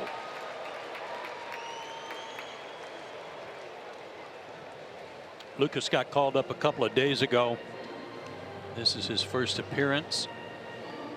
Called up when all that action was taking place. 15-inning game. Vizcaíno couldn't go, needed some help. And on a day where he was scheduled to start for Gwinnett, got called up to help out in the pen. So he's into the stretch immediately with Scooter Gennett coming up. Gennett has bounced out to short and struck out.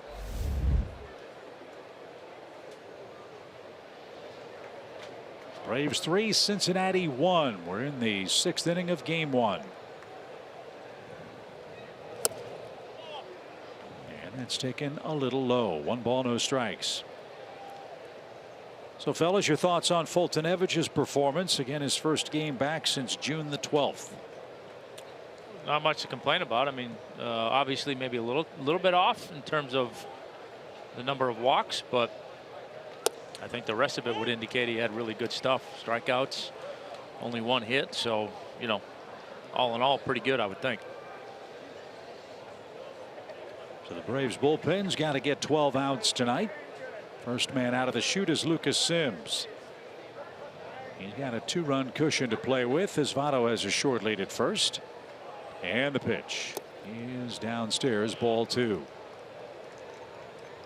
Yankees beat the Phillies 4-2. So with Washington losing and the Phillies losing, if Atlanta can win, they'd gain ground on both teams chasing them directly in the East.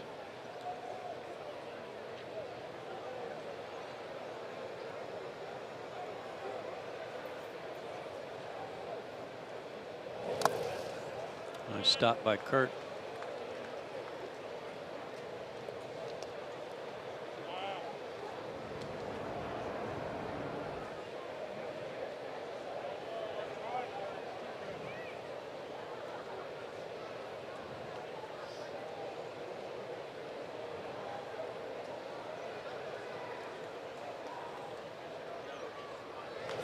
Line drive to left. Back-to-back hits for the Reds.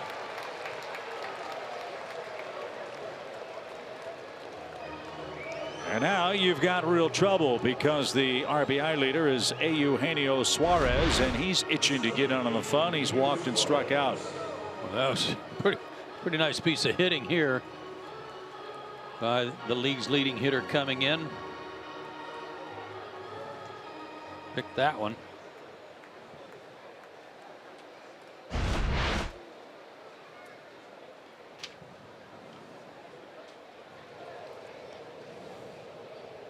So 2 on, nobody out. Well, you hope that last inning doesn't come back to haunt the Braves. Bases loaded, nobody out. Your 4, 5, and 6 hitters do a double play and a fly out. And you get just 1 run against Tyler Mahle, who was on the ropes. And Sims is falling behind all these Reds hitters. Nearly hit him. Ball 2.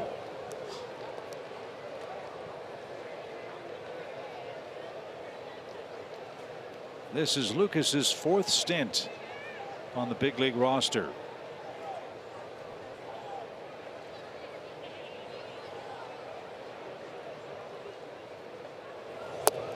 Well, he won his last 2 starts at Gwinnett before getting called back up this time. Despite walking 7 guys in 12 innings. He also had 14 strikeouts.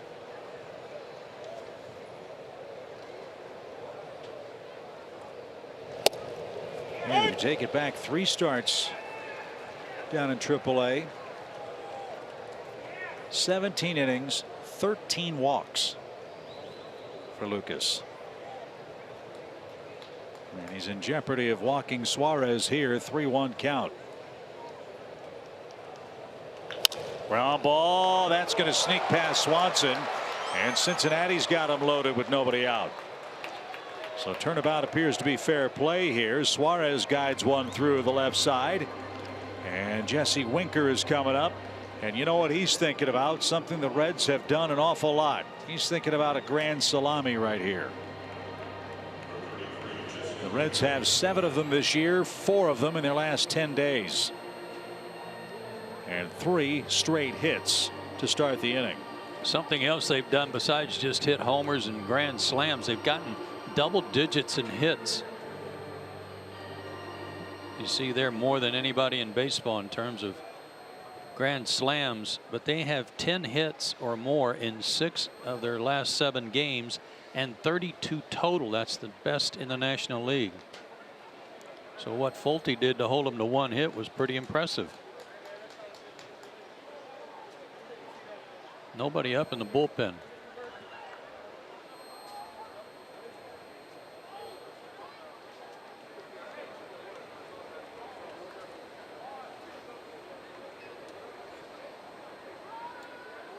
So our Lowe's whole team together feature.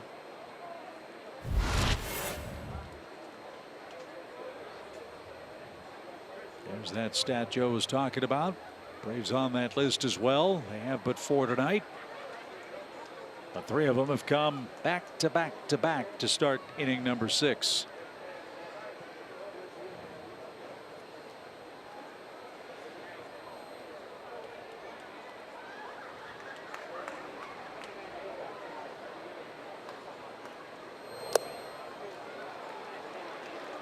Lucas has thrown 13 pitches. He's thrown 5 strikes.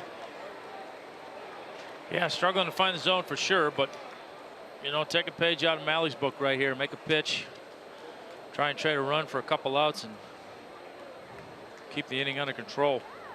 Bullpen's going to get busy again for Atlanta. 2 balls, no strikes.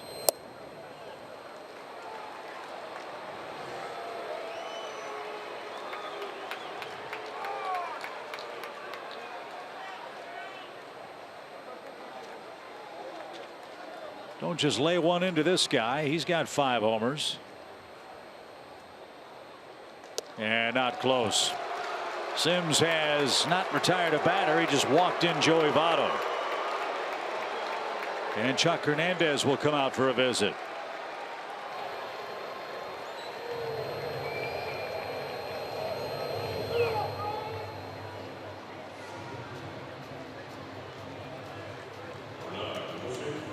So Winker gets his 27th RBI. It comes on a bases loaded walk.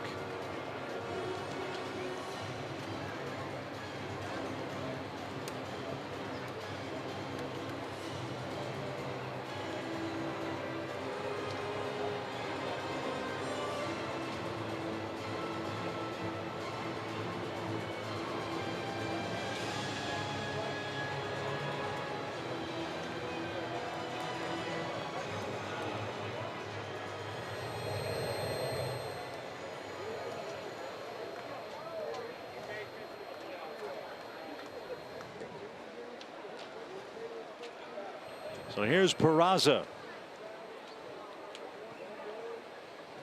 Peraza's 0 for 2.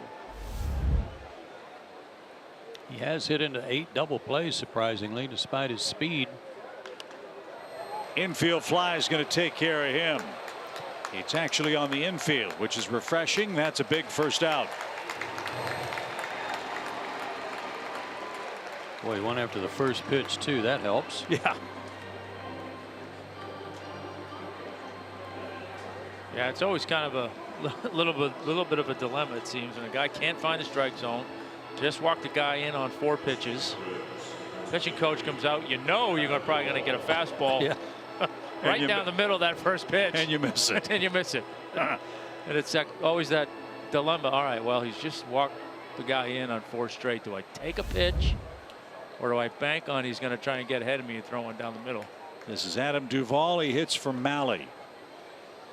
He gave up 3 runs in his 5 innings and a first pitch strike. There you go. Duvall has a 6-game hitting streak.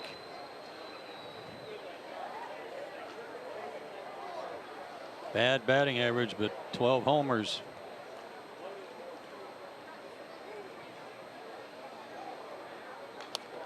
Oh, 2.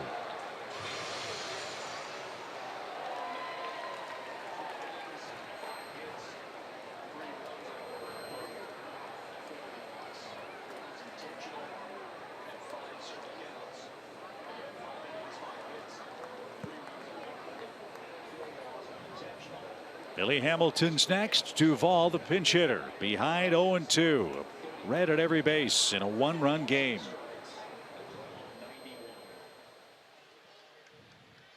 Almost hit him. How did it miss? That's where you kick yourself as a hitter for having the instinct to just get out of the way. Yeah.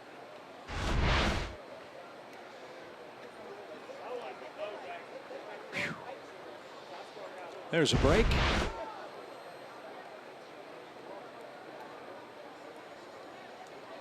One and 2. Ground ball slowly hit towards second. Only one play. It's to first in time. Jeanette scores to tie the game.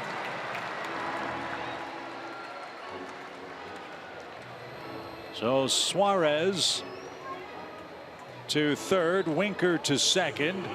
Give Duvall a pinch hit RBI. And now Hamilton is coming up, second and third, 2 outs.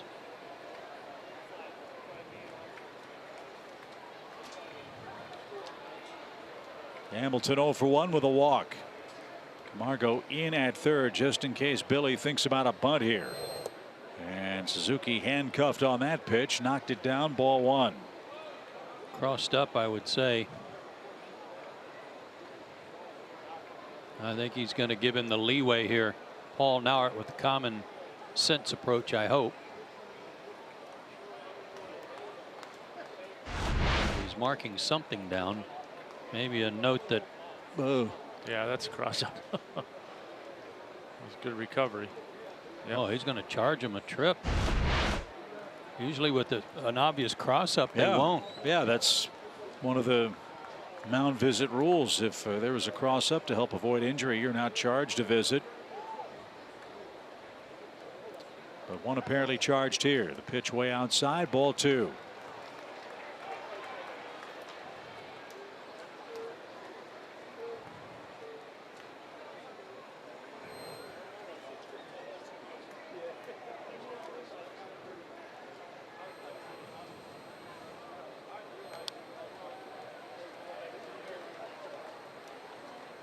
Hamilton was right on that and fouled it back.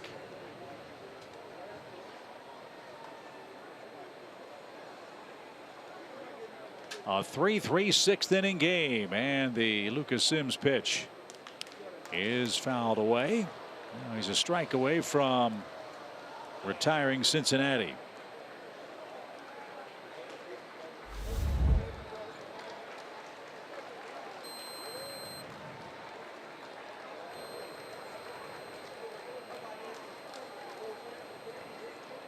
The 2-2 grounded to first, and Freddie Freeman will step on the bag.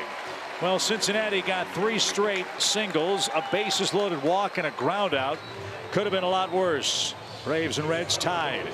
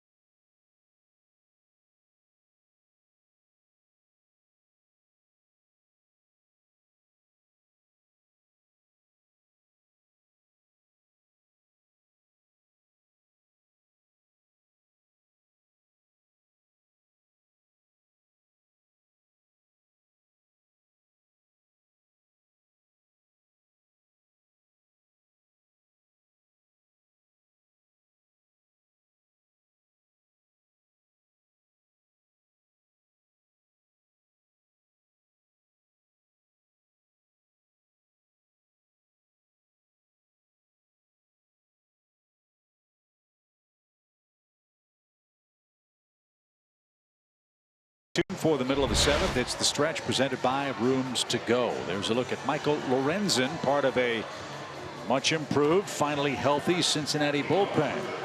And look at those eye-popping numbers for the Cincinnati right-hander. It's not just him. We've been bragging on their bullpen. You see his ERA. Jared Hughes 1.36. David Hernandez 1.78. Floro 2.70. Amir Garrett 2.40. They are really good down there. Lorenzen went to the disabled list on opening day. A shoulder strain was his problem. He's come back from that. Pitched in 3 games on the just completed Reds homestand, allowed just 4 hits. 92 to 97 fastball with a cutter.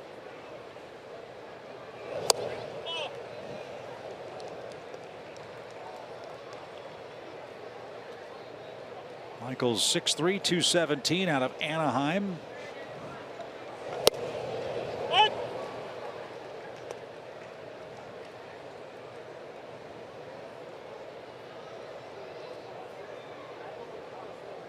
Last year led the Reds pitching staff with 8 wins.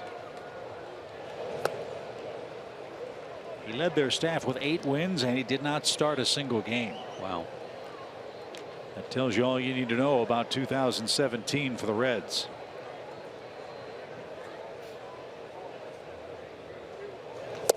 But he's come on and walked the leadoff man. Isn't this amazing? Jeez Louise. So after Malley left with 4 walks in 5 innings, Lorenzen comes in and promptly walks the leadoff man moments after his club got the game tied. And here's Camargo. Johan's 0 for 2.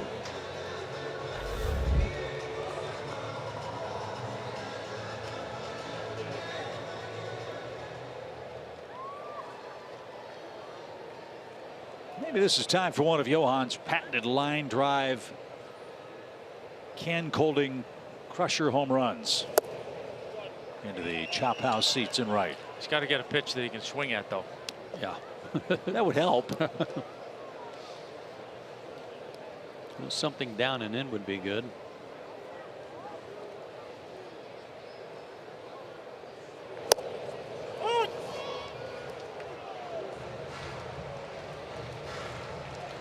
Johan stands so far off the plate, if you throw him a back foot slider, it's almost to the grass.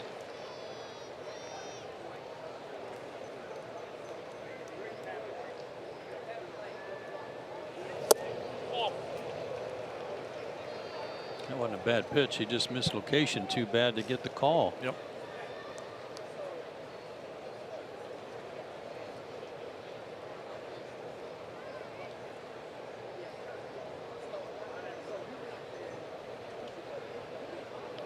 Two balls and a strike.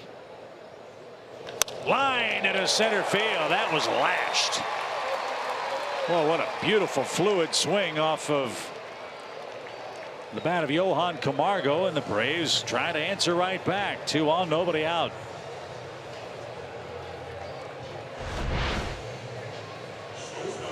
This game may turn out to feature strength versus strength. We've been bragging on Cincinnati's bullpen guys and how good they have been, and we know how productive Atlanta's offense has been in the final 3 innings of a big league game. And Camargo blowing bubbles as he hits line drives. We'll see what gives here with Swanson and Ryan Flaherty for Lucas Sims waiting on deck.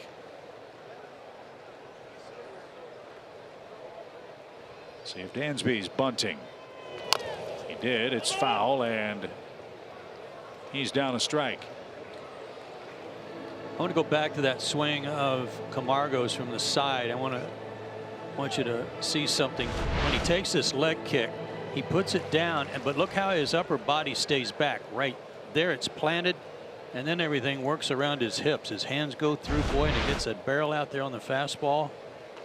That was a nice job of mechanics on that swing. Great timing.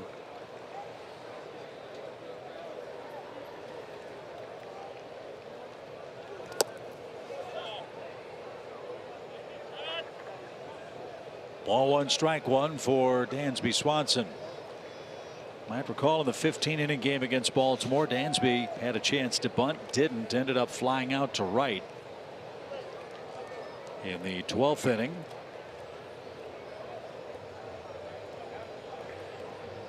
At the very least, he wants to advance Santana to third base here. Votto in on the grass, hands on hips. Suarez at third. The pitch bunted, and it's a beauty. Right guy has to field it. Excellent sacrifice for Swanson. 1 out.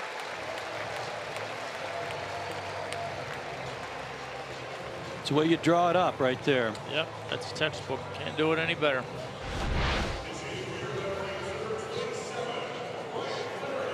Started with the bat at the top of the strike zone and then bent his knees to get the bat down there. That low pitch. So Ryan Flaherty is going to pinch hit, the lone left-handed extra man for the Braves. Remember, Preston Tucker was sent back to AAA. With all the flurry of pitching moves for Atlanta. And a ground ball just foul past first.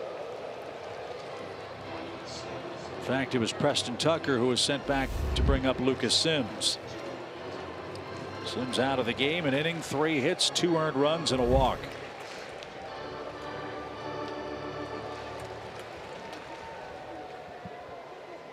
Braves had bases loaded, nobody out in the 5th, got 1 run out of it. They've got 2nd and 3rd, 1 out here. Infield in. And Flaherty down 2 strikes.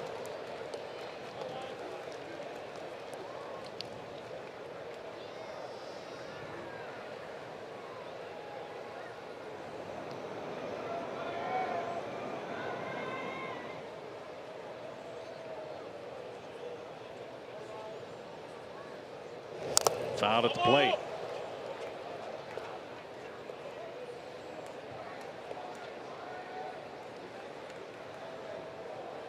Really the key guy in the inning with only 1 out. Try to get something you can drive to the outfield.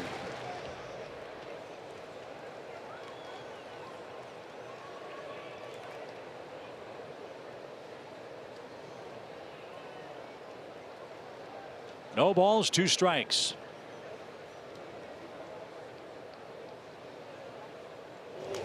Ground ball back to the pitcher on contact. Santana was running. And he's still alive. He's headed to the plate. Now 2 runners are in scoring position. Santana will finally give himself up. Wow, what a late flip to third base, and that cost him another base. Flaherty moves up to 2nd base on the comeback to the mound. Yeah, there was no reason for that last flip. No. Already had a runner occupying third. Just walk him back, tag him, and you keep that other runner on first. Good job by Danny.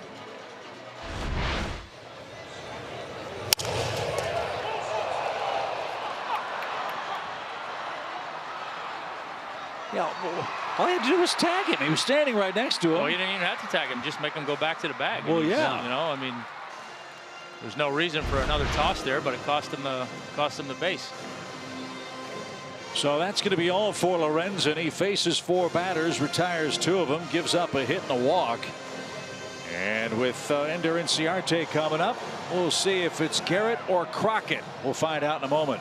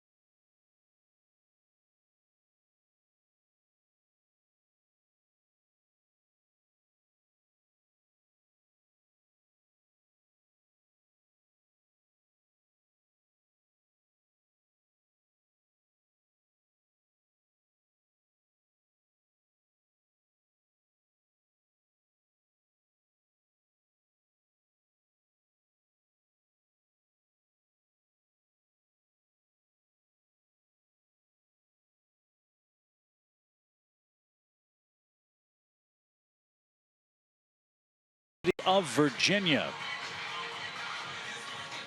Visit your nearest Advance Auto Parts store to get the quality parts you want from people that know a lot about them.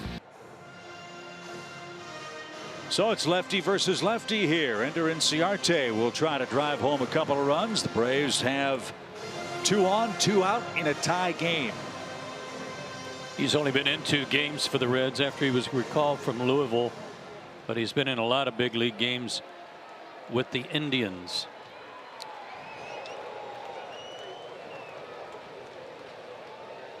Ender has scored twice. He's walked and singled.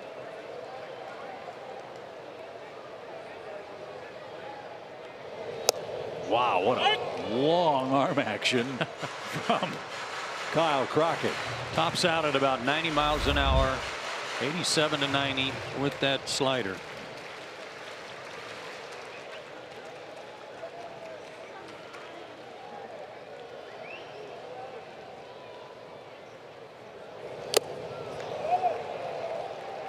And quickly, 0-2.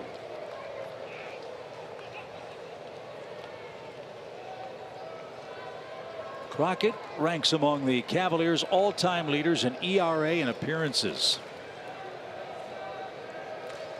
Out of Newport News, Virginia. And the 0-2 pitch. Fought off. That was the approach Ender had last time up when he hit that base hit to center field. Kind of fight off anything on the inner half and be ready to take the other half up the middle or into left field. Smart approach. 0-2.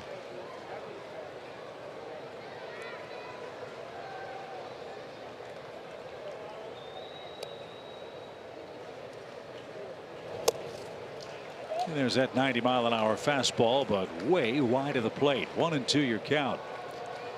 You can understand what Jim Riggleman's doing here. He'll bring in Crockett, whom the Braves haven't seen yet in the middle innings. And in case the game is close, he still has Amir Garrett late for Freeman and Markakis later on.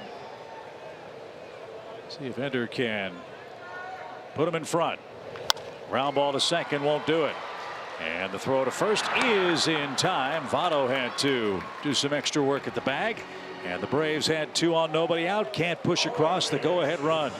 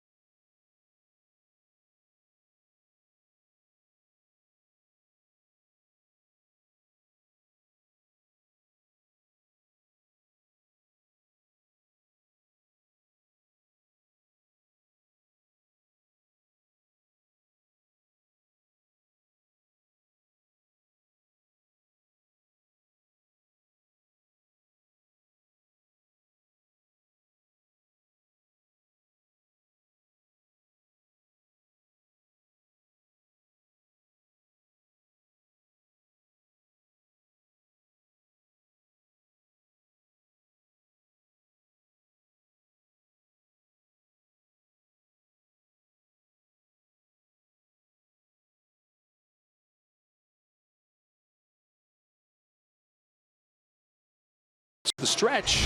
It's presented by Rooms to Go. Sam has the 1, 2, and 3 hitters coming up for the Reds. Schebler, Barnhart, and Votto, 2 lefties, 1 switch hitter. And Sam in his 38th game this year.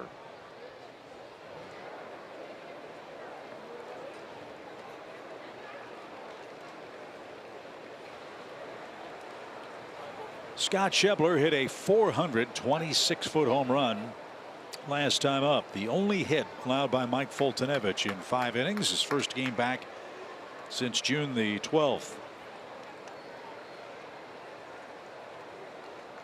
Last 2 starts for Mike, 10 innings, 3 hits, 1 run. And Schebler a little tardy with strike 1. Likes that first one, doesn't he? He's gotten on base now 20 of 21 games, 4 homers this month, hitting over 350 in June. That productivity has him atop the batting card for Jim Riggleman. And a line drive fair past Freddie Freeman. And that'll ricochet off the fence. Lefty hit for Schebler. And Cincinnati has the go-ahead run leading off the 7th inning at second base.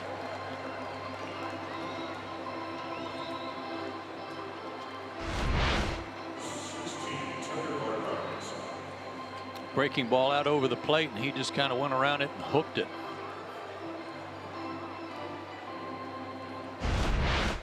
First day back after 3 days on the bereavement list, and he's certainly happy to be back. So here's Barnhart. He's 0 for 3. He'll try to get Schebler to third base for Votto and Scooter Gennett, who are lurking next.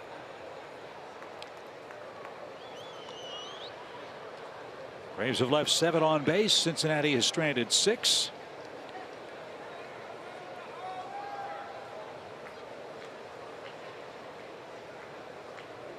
Four of the 7 for Atlanta in scoring position. Braves led this one 3-1 before the Reds tied it up in the 6th. And there's the bunt. It's a beaut. And a runner to third, 1 out. So Barnhart with a sacrifice. So you got Votto and Gennett. Let's see how the Braves play. A couple of left-handed batters. A little surprised by that. Figured they'd give him a shot to maybe hit the ball the other way, maybe try and get a base hit, but good job nonetheless. Now the Braves infield will come in against one of the toughest outs in the National League. 2 walks, a single, and a run scored for Votto tonight. And as good as he is, the lefty thing, one would think, doesn't matter. But surprisingly, apparently it does. Votto's hitting just .223 against left-handed pitching this year. That surprises me. See how that works out. Inside, ball 1.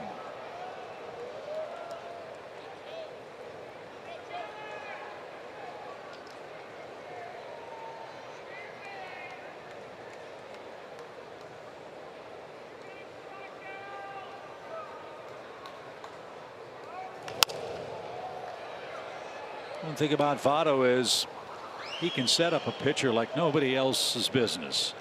How many times did Mike Foltynewicz seemingly overpower him with fastballs, and then Votto just waited him out, and then in the 6th inning banged a single off Lucas Sims. 1-1 pitch over but low, 2-1. Are we sure that's Joey Votto? We do a close-up of him. I'm thinking it might be Simon Cowell. I don't think Simon's that good a hitter. I don't think. Just checking with you guys. 2-1 pitch. And fouled away. Boy, if Freeman could get him, that would be huge. Big out.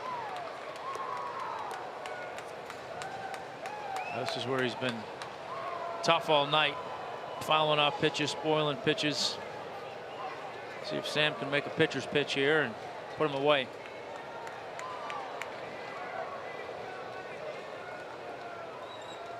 Two balls, 2 strikes.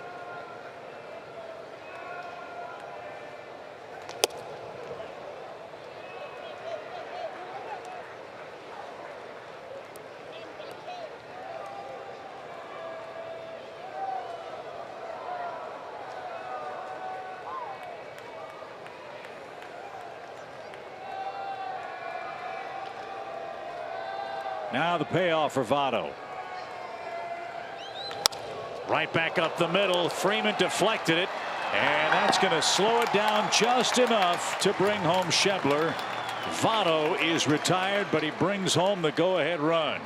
If Sam fields it cleanly, he's got a chance to hold him at third. No such luck as it trickled behind the mound. And now the Braves do have to face that vaunted Reds bullpen trailing in the 7th inning. What a coincidence. Come back to the mound. Their pitcher fielded the one hit back to him. Votto hit his a lot harder, and Sam unable to knock it down. Yeah, tough play on the backhand. Yep. So Cincinnati has stormed back with the last 3 runs of the game. Here's Scooter Gennett. And that's upstairs. 1 ball, no strikes.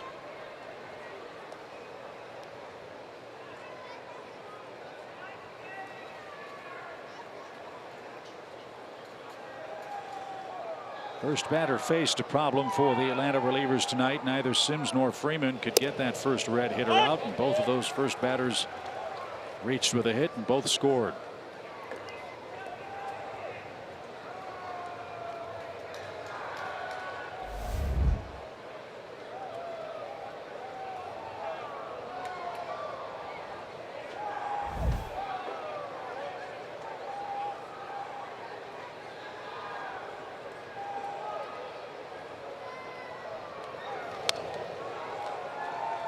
One ball, 2 strikes. Looking ahead to the Braves 7th, Albies, Freeman, and Markakis are coming up. Jim Riggleman could bring Crockett back out there. He's got Amir Garrett if he needs him. Marcel Iglesias is their closer. David Hernandez is back and pitching well. Didn't see him in Cincinnati. See how it works out. As this one popped up, he had him off stride. So Ozzie at second base is there, and that's the inning. A leadoff double comes home to roost. Cincinnati has their first lead, 4-3 as we enter the stretch.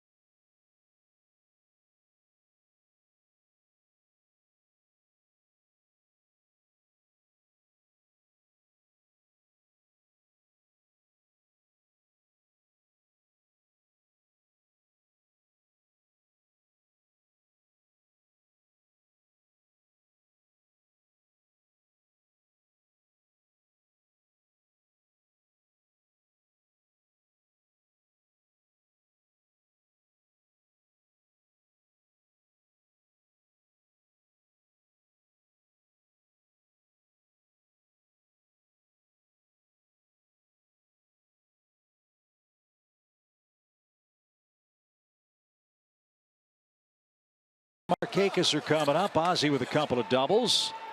Crockett back out there for the Reds after he came on and got Lorenzen out of trouble.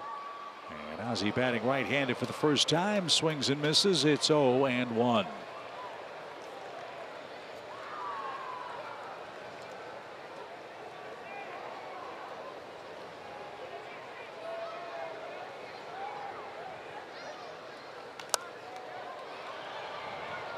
quickly. 0-2. Nice crowd tonight at SunTrust Park on a very rainy evening. 27,851 the paid crowd. Kelsey told you earlier how well the Braves have been drawing all year long. Handful of sellouts. And if you have any major plans to join us tomorrow night, hope you'll do that. Anibal Sanchez and Matt Harvey meet in game 2.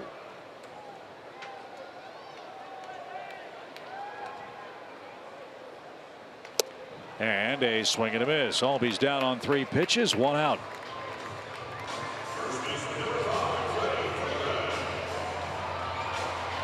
So Crockett's retired the first 2 Braves hitters. Now, though, he's got to deal with Freeman and Markakis. Freddie 0 for 2 with a walk. Markakis 1 for 2 with an intentional walk.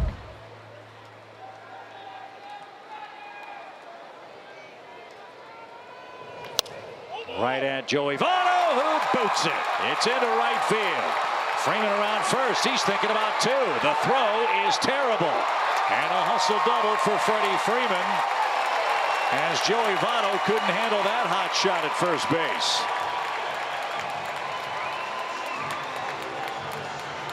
Scott Schebler had a shot at Freddie with a decent throw, and he threw it straight in the ground. A lawn dart. Yeah, sure did. And it's not a double, it's an E3. I didn't see that Votto got leather on it. So Atlanta will take that break. A 2-base error. Good hustle by Freeman, taking advantage of it. And Schebler, all he could do is slap the ground with his glove after he cut that one loose.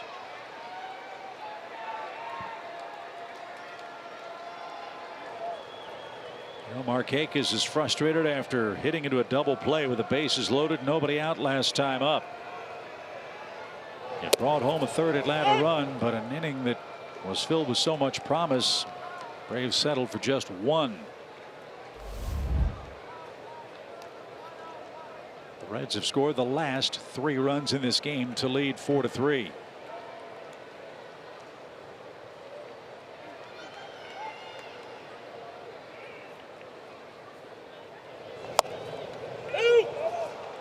Or 2.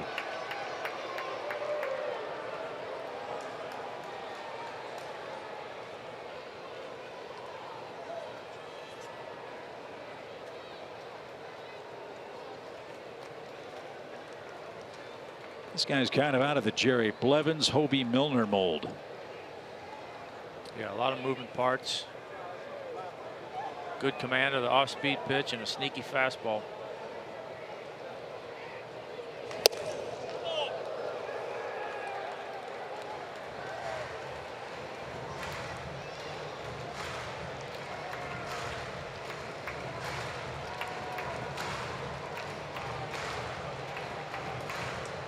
Well, that reaction there tells me he's looking for something out over the plate a little bit. So see if he doubles up on that fastball. I thought he was on the first couple of pitches. I thought he was really sitting on the slider and didn't get it. Popped up. Suarez at third base. Fair ground, now foul ground. Markakis pops out. And it's up to Kurt Suzuki, assuming he faces Crockett here. They've got David Hernandez in their bullpen ready to go. And here comes Riggleman. So Crockett goes an inning, allows the Braves first baseman Freddie Freeman to reach. That wasn't his fault. Votto made an error at first, but a nice inning of work in relief for the Cincinnati left-hander. It's Hernandez versus Suzuki as the Braves continue their home 7th.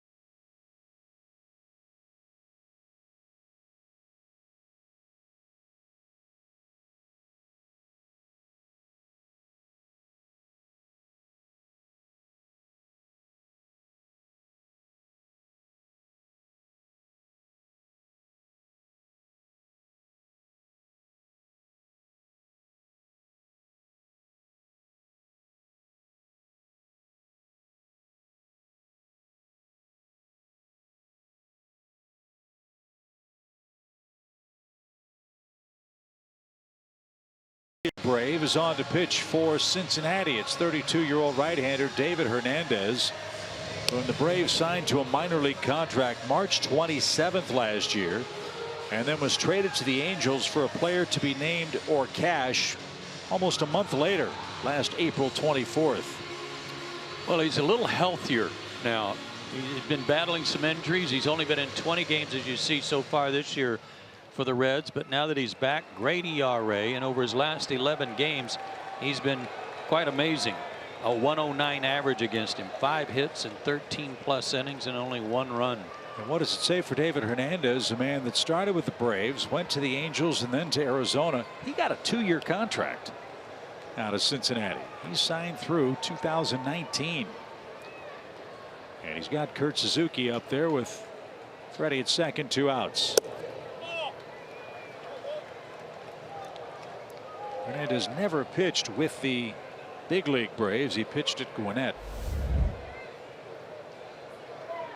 95 fastball, 92 to 95 fastball, throws some cutters, and you just saw a curveball. Kurt's 3 for 8 against him in his career. One of those hits a double. We take another one of those right here to tie the game.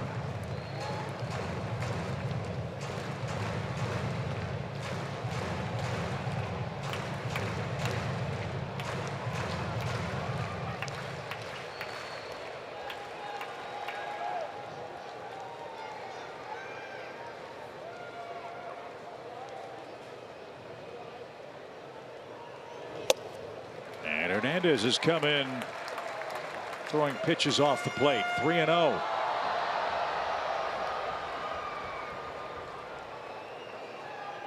Each club has walked 5 batters in this game.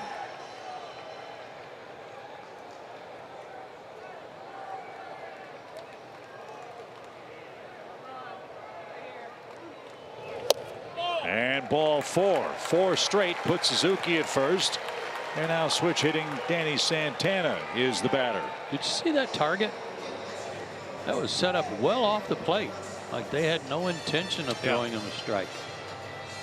Maybe they knew the head-to-head history. I know they knew the head-to-head history, but they'll take their chances with Santana, who has struck out twice tonight and is 2 for 11 since getting called up. Well, the 7th inning has been great for Atlanta. The 8th and 9th too. So has Braves offensive players been with 2 outs. All of that in play here against Hernandez in a 1-run game.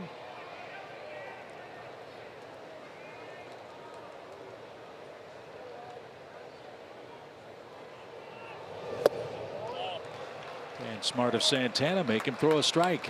He hasn't yet.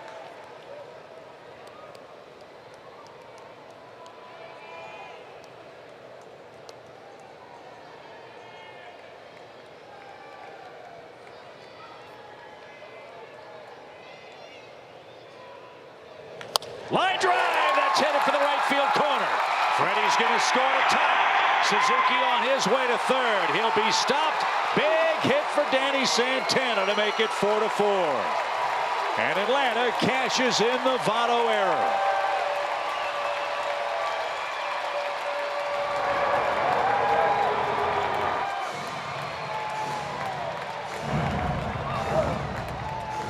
Danny Santana just ripped one off one of the hottest relief pitchers in the National League. Fastball right down the pipe. He didn't miss it. Good swing.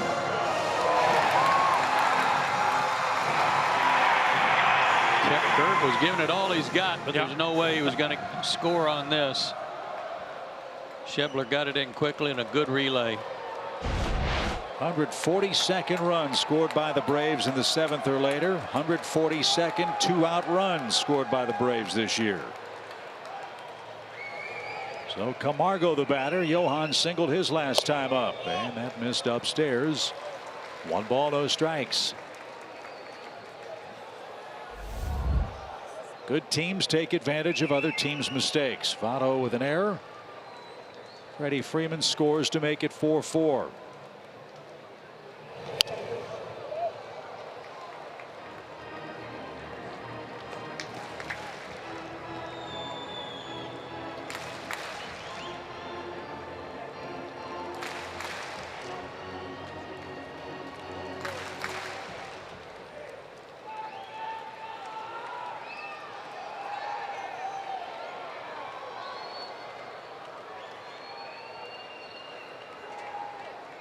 The 1-1 pitch. Line drive toward right, but Schebler is going to catch that.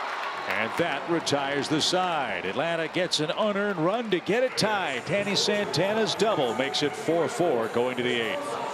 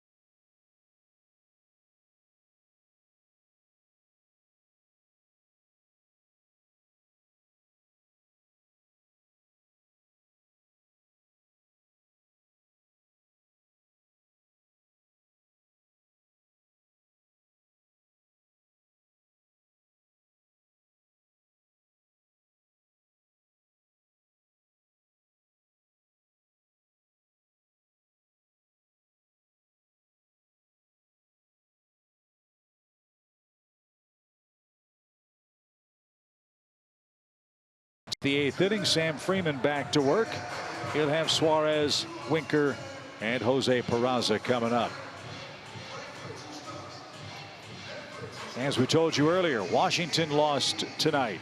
The Phillies lost tonight. Braves began play atop the National League East divisional race. At the moment, it's a 3-game lead over the Phillies. If the Braves can win this one, it would be back to 3.5.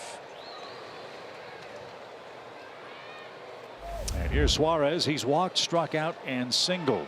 His single, the 3rd of 3 in a row allowed by Lucas Sims.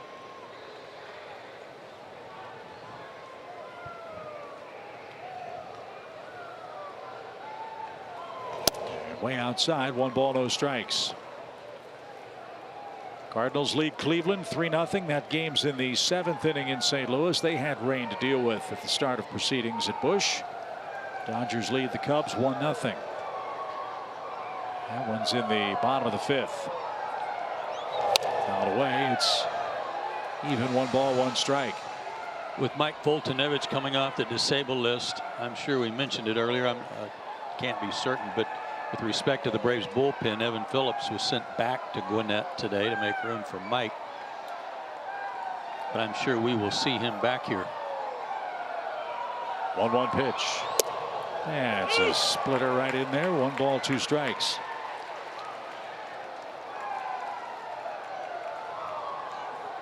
And with Arodys Vizcaino on the disabled list, Winkler and A.J. Minter will probably fill as the Braves closers.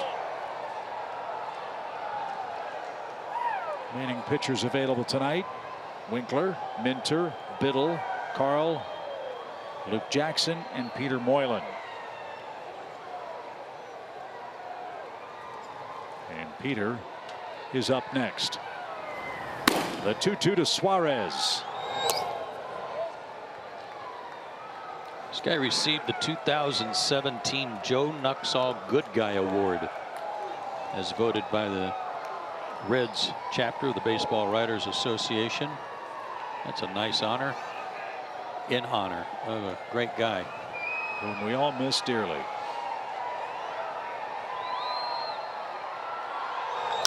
Fly ball center.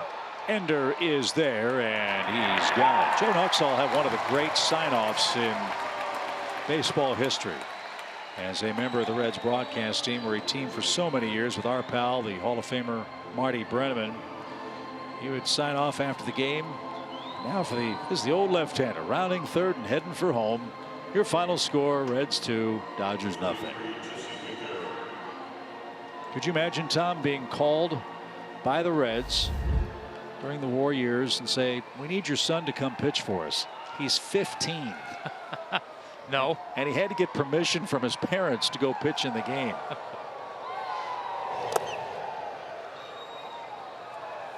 Pretty amazing.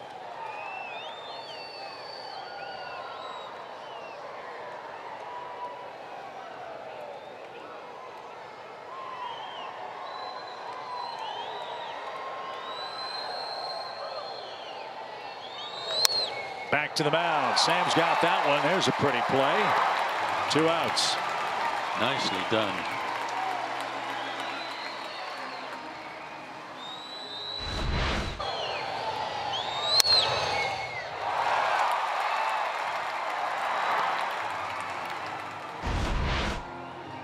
And that's going to do it for Sam Freeman. Peter Moylan's going to come on and face Jose Peraza. Atlanta goes righty-righty. Peraza might have had the key at bat in the game when he popped up into an infield fly. Hopefully he'll go quietly here in a tie game in the 8th.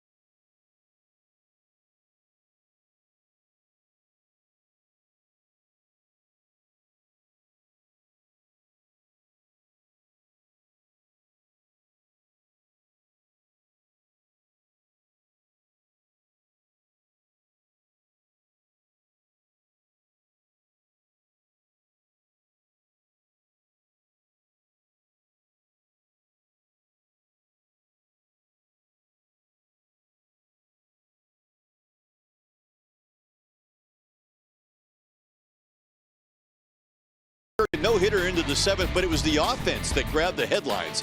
Kevin Kiermaier's first home run of the year, grand slam. Wilson Ramos went deep twice. Gio Gonzalez, he walked 6 earned runs over just an inning plus work. Boy, did he have an off night. 11-0 the final, guys. Yeah, thank you, Jerome. Rumor has it that with the bad weather they had in Washington, Gio Gonzalez's flight got canceled, so he wasn't able to go to Tampa ahead of the team flight. And like the rest of his mates, got in late and left early. So here's Peter Moylan. Jose Peraza, the batter, 0 for 3 is he.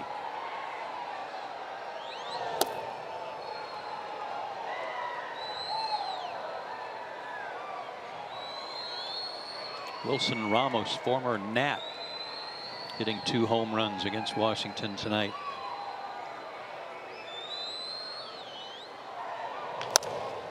Over the mound, Ozzie is there. He'll throw off stride, and he got Peraza. So Freeman and Moylan a 1-2-3 8th.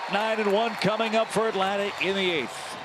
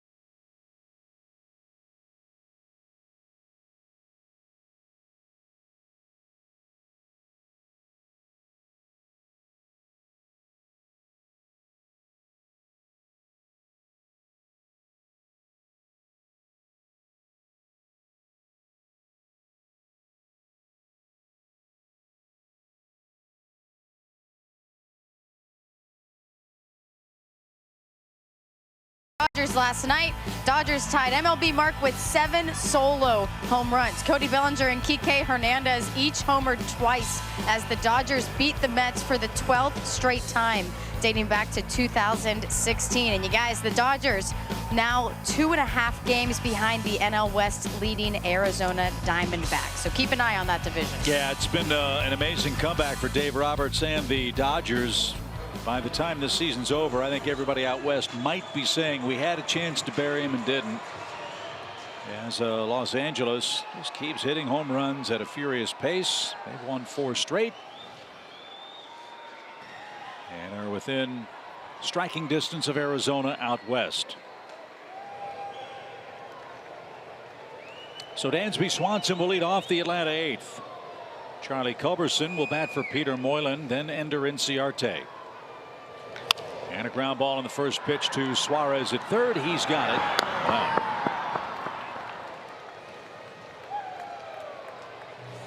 Well, we know Charlie's had a flair for the dramatic this year. Let's see if he can put Atlanta in front. That'd be good. He certainly knows how to do it. He'll try to extend a 5-game hitting streak here. He's 6 for 19 in that stretch. His season-long hitting streak is 7 games. That happened in late May to June 6th. He was trying to, and he fouled it straight back.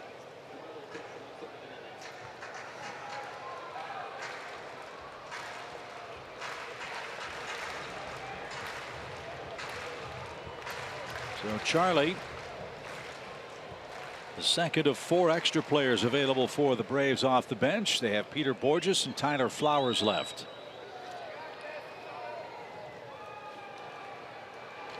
Swing and a miss. Didn't get the slider.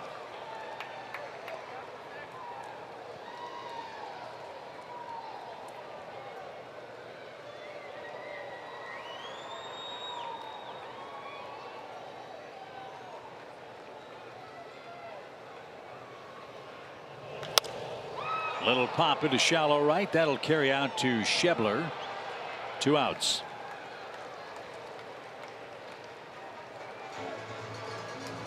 This is going to be the last inning for Hernandez. His spot is due first when Cincinnati comes up for the 9th inning. When the Braves scored that run last inning, though, fellas, that messes up any plans a manager has typically of how to finish the game. If he's got a 7th and 8th and a 9th inning guy with the lead, all of a sudden it's tied. Different story, because you don't know how long the game's going to last. We've had enough of 15-inning games for a while. Let's see if the Braves can finish this one off in regulation. Ender's got some pop. He's hit 5 home runs. He's got a good run going at the plate. A 7-game hitting streak. 5th inning single. He scored 2 runs. And he lifts this one to center. Billy Hamilton glides in. And Hernandez with the 3rd and final out of the 8th inning. Were it not for an error, Hernandez would be in better shape. 4-4 after 8.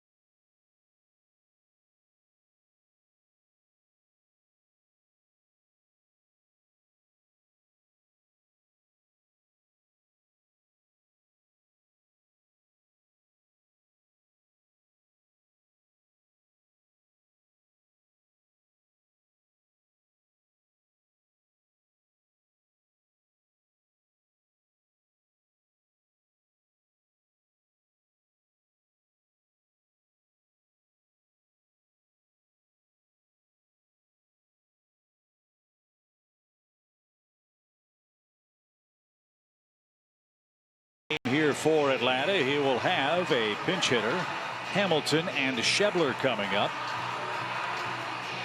We got Hamilton the switch hitter, Schebler the lefty, Barnhart a switch hitter, then Votto and Jeanette also from the left side. So if Minter can get him 1-2-3 in the ninth, Braves could walk off and win in the bottom half. If not, you might see him try to pitch more than this ninth inning. This is back-to-back nights for him. He pitched yesterday against Baltimore in his third game in the last 4. And his last 3 outings have been very good. 2 1/3 innings total, 2 hits, no runs or walks, and 1 strikeout. And this will be Alex Blandino. We saw him in Cincinnati. Memory serves, he had a pretty good run against Atlanta. Yeah, he did. He had a 2-hit game on April 24th, 2-hit game on the 25th, a 1-hit game on the 26th. So 5 hits against Atlanta in that series.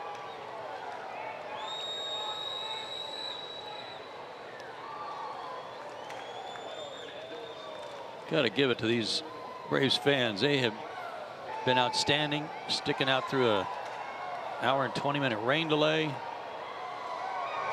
and hanging in there this late. High pop, long run, Markakis near the line, and he makes the catch in fair ground. Blandino is retired to start the inning. 1 out.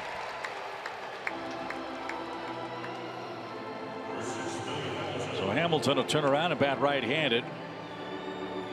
His 7-game hit streak on the line, perhaps here in the ninth.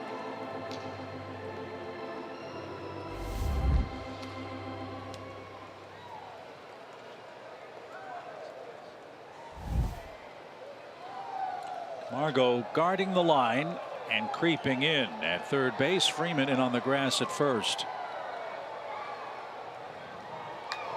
And a strike from AJ. 0-1.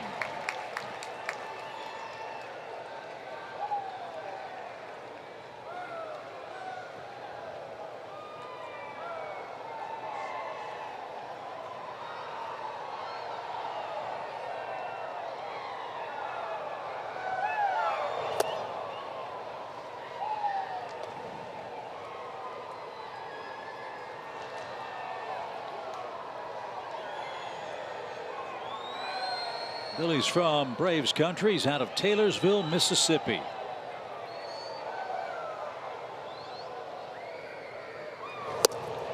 And now down to his last strike. Well, he's always thought of as one of the fastest guys in baseball. Good idea to keep him off the sacks. 1 ball, 2 strikes. Bases empty for Hamilton. 1 out. And popped up right behind the plate. Suzuki is there and puts the squeeze on that.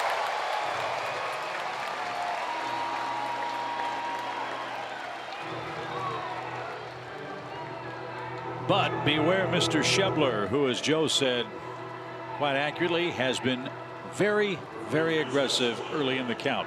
First pitch, he's been hacking. Jumped on that pitch. Change up from Mike Foltynewicz.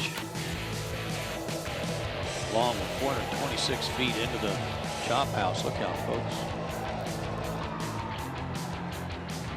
Yeah, you're having a good time, having a cold Coors Light and a basket of nachos, and all of a sudden, chaos. That's not nice. It's the first and only hit Mike allowed. Mike Foltynewicz, that is. And there's that first swing by Schebler, who doesn't get cheated. 0-1.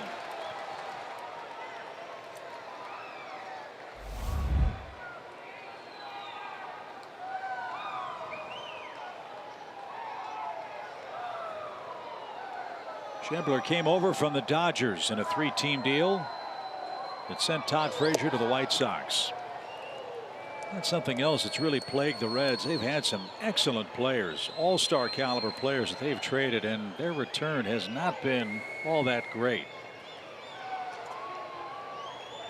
Although their deal for Todd Frazier has netted him 3 quality players that are on their roster. The 1-1. Schebler's one of them, Jose Peraza another, and Brandon Dixon a third. But very little to show for Aroldis Chapman, Johnny Cueto, Mike Leake, and Jay Bruce. Yeah, those are some good players and not to have much in return for sure. Especially Chapman. 1 ball, 2 strikes, bases empty. Minter with his 10th pitch of the inning. To short. Tricky hop. Dansby stayed with it. And the inning is over. Well, it's been a while since we've had a home walk-off. Maybe tonight's the night. Right guys at the right time. Albies, Freeman, and Markakis are coming up. 4-4 Braves and Reds in game 1.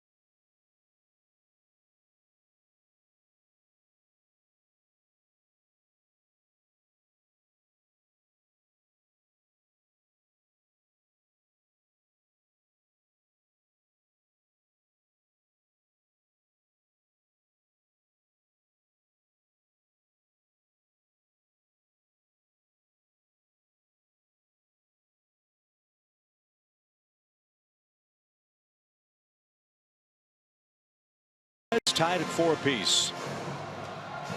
Well, starting pitchers struggled a little bit, kept their guys, teams in the game. Schebler, big night. Ozzie Albies, another big night. Continuing his hot streak, and see if he can keep that going here in the 9th inning. Lead off something. Single, walk, double, homer, any of it. Anything. Just put some pressure on him. Jared Hughes on for his 35th game. He's worked a lot, but a great ERA. Low batting average against. Good hard sinker and slider. And this, guys, would be a natural spot for Amir Garrett, the big left-hander. However, he's worked back-to-back games for Cincinnati, has never pitched 3 days in a row. So he might be unavailable tonight.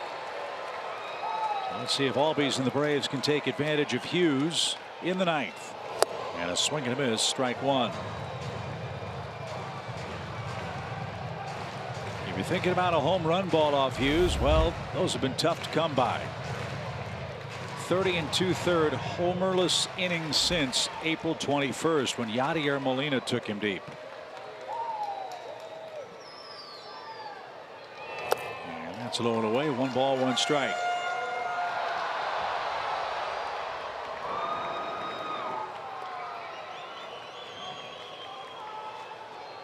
So with Garrett apparently unavailable, it's Hughes trying to force a 10th inning.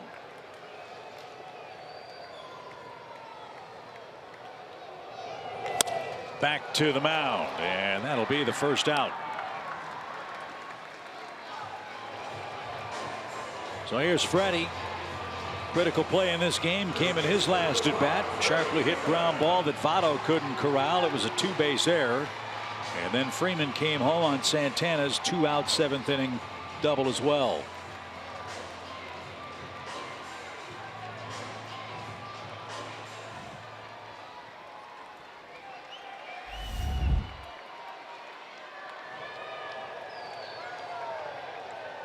Big shift on for Freddie, and a broken bat. The barrel heads toward the mound.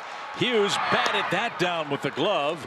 And on the first pitch, Freeman's retired for the 2nd out. Yeah, that's a bad feeling when you see the ball to that side of the infield, and as a pitcher, you know you're supposed to cover first base, and you see the barrel of the bat chasing you. You're not sure what to do.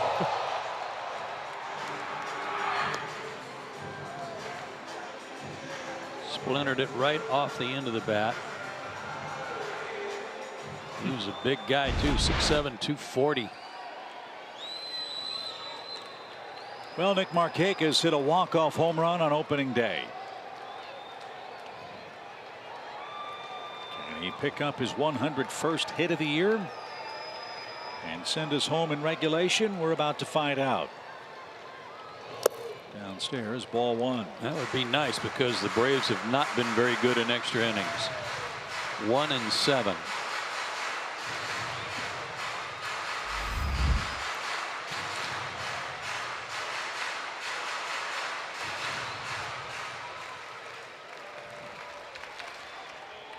Two quick outs for Hughes in the Atlanta ninth. 1-0 pitch.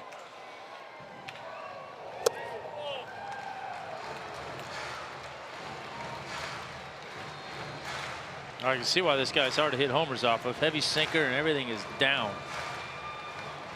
Got to really make him get a ball up, make a mistake up. Hides the ball well too, throwing that left arm at you as he's getting ready to come to the plate.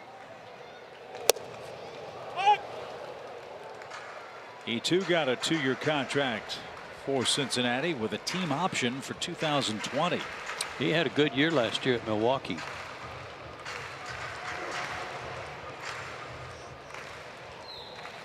Also very good with the Pittsburgh Pirates. Durable, 67 games in each of the last 2 seasons.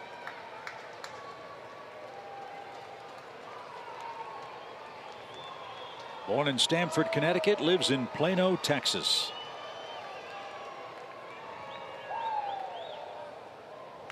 Ground ball up the middle. There's a 2-out hit for Markakis. All reliable with another multi-hit game for Atlanta.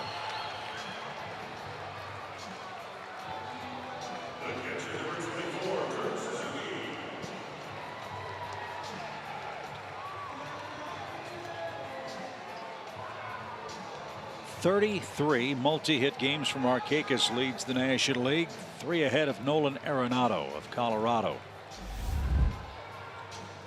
Amazing. Kurt has a first inning RBI. He singled and walked, as well as a sacrifice fly. Outfield very deep for Cincinnati as Hughes gets set. And that caught the inside corner.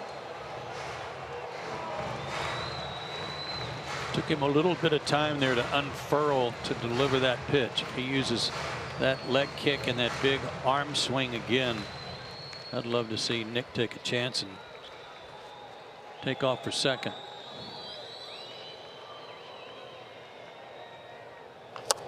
Little number down the third base line that Hughes will push foul. And we'll do it again, this time with an 0-2 count.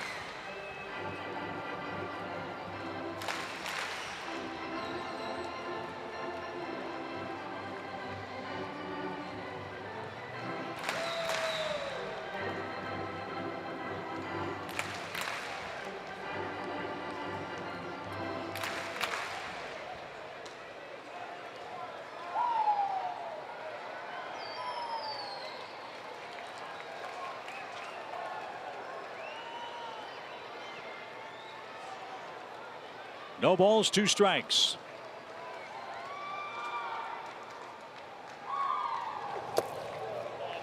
Good take.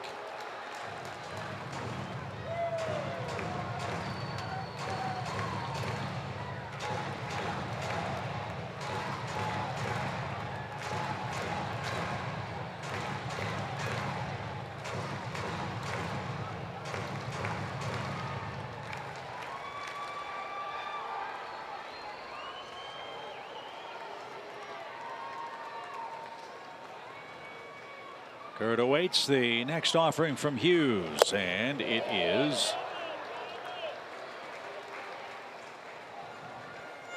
tipped at the plate. Yes, so. Paul Howard.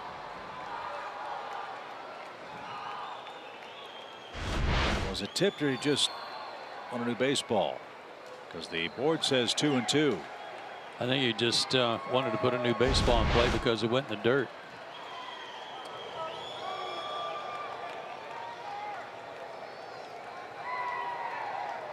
Well, now what it's saying is 1-2. Yep. So apparently there was a tip.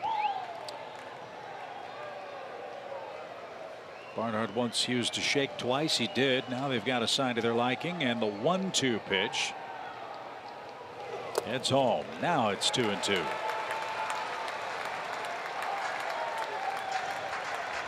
Well, you get Suzuki aboard, then the winning runs in scoring position, and who knows what could happen.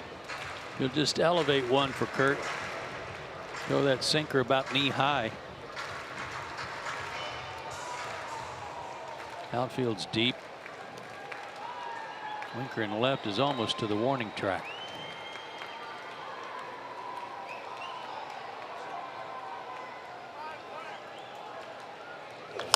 Pulled foul.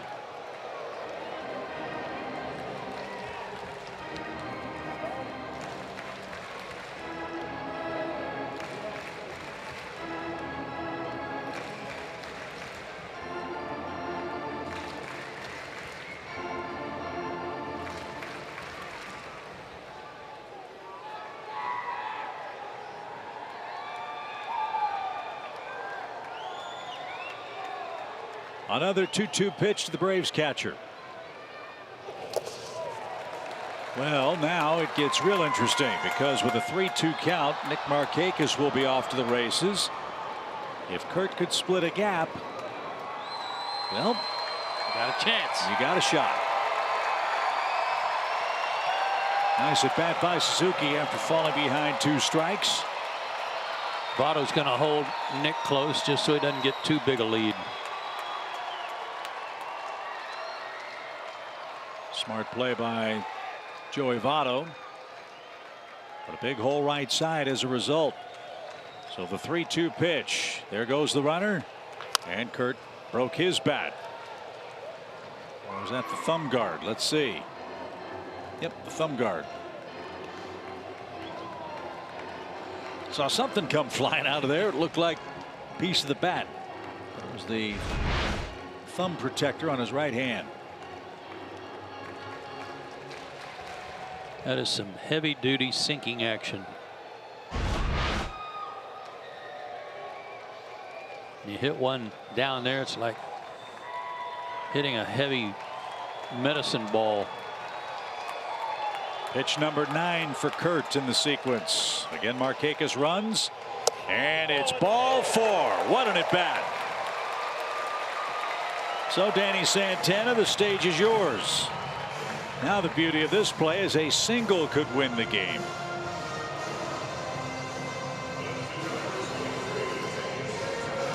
First 2 at bats for Santana, swinging strikeouts. Last 2 times up, a walk and a run scoring double that tied the game.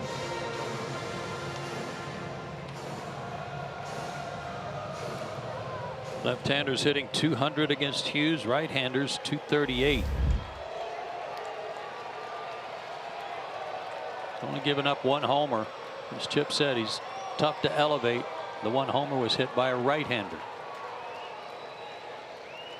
Molina, who torments the Reds unlike anything they've seen in recent history. Ball 1 to Santana. Johan Camargo is on deck. He's throwing enough pitches out of the zone that the Braves aren't offering. It leads me to believe he's going to try to make a little better pitch and get a call.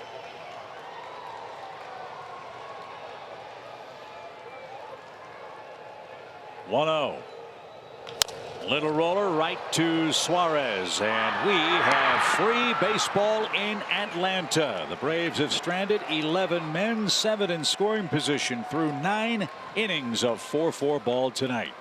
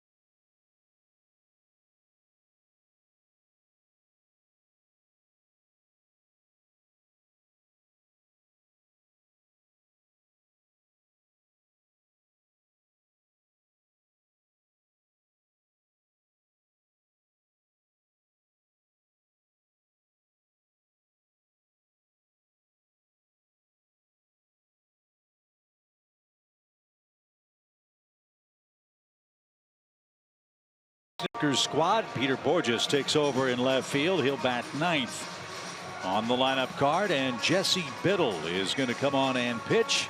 Jesse's been excellent, and what you like about Jesse is he can work multiple innings if you need him to. Hopefully the Braves won't have to see multiple innings out of their strong-armed left-hander here tonight. And like Minter, he's worked quite a bit in recent days. This is back-to-back days for him, and 3 out of 4. And 3 days ago, he worked 3 innings of long relief in that 15-inning game against Baltimore. Well, records in extra innings, as Joe said, the Braves have not been good in the 10th inning and beyond. 1-7 this year. The Reds have been a lot better. They're 5-3 in extra inning affairs, and Cincinnati will have their 2, 3, and 4 hitters coming up. Barnhart, Votto, and Jeanette. Switch hitter and then 2 lefties. Then you've got Suarez at third base and Winker, the left fielder, another left-handed batter. So first guy always important in an extra inning game. Let's see if Biddle can take care of Barnhart, who's 0 for 3 with a sacrifice. And he wails away and fouls it off.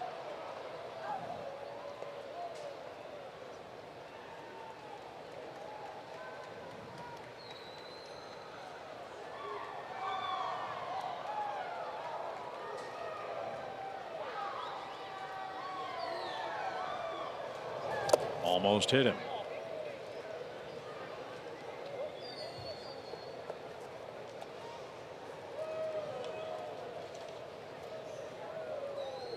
Cincinnati trying to extend their winning streak to 8 consecutive games.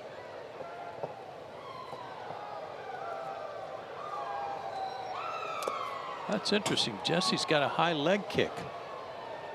When did that start? He's usually just kind of barely picks his foot up and steps.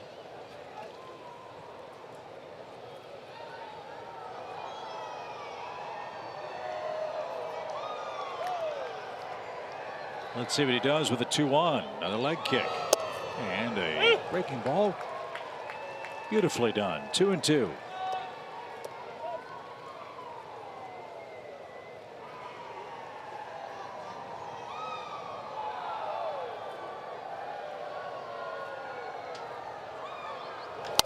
Line drive to lead off the inning.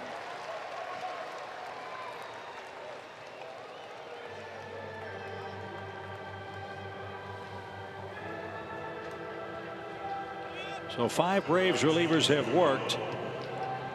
3 Braves relievers have allowed the first batter to reach. And now Votto's the hitter. You know how patient he can be. So this is not an easy assignment for Biddle.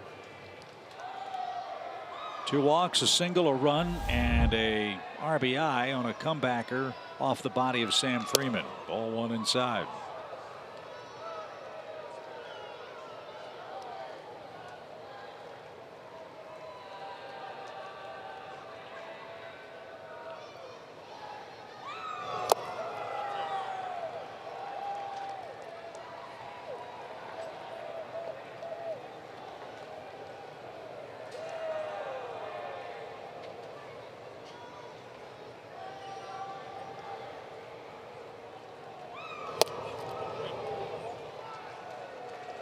Three and 0 to Votto.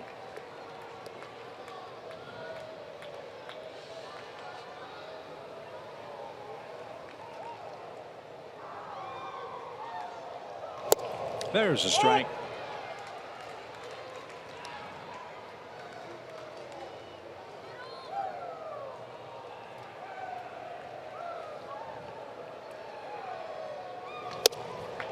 Come back to a full count.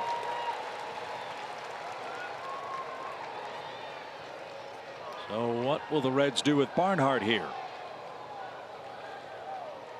Send him. Even though he's a catcher, you got to trust the guy at the plate who's such a good hitter. No need. Votto walks. Slider on a full count pitch. Not close. So here's Scooter Jeanette. Jeanette is 1 for 4. And now George Poulos and Brian Snitker out to talk to Jesse Biddle about something.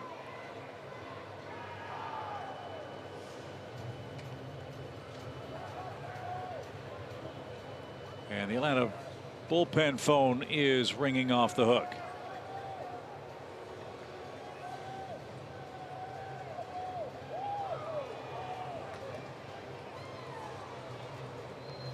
So he was nodding yes the whole time.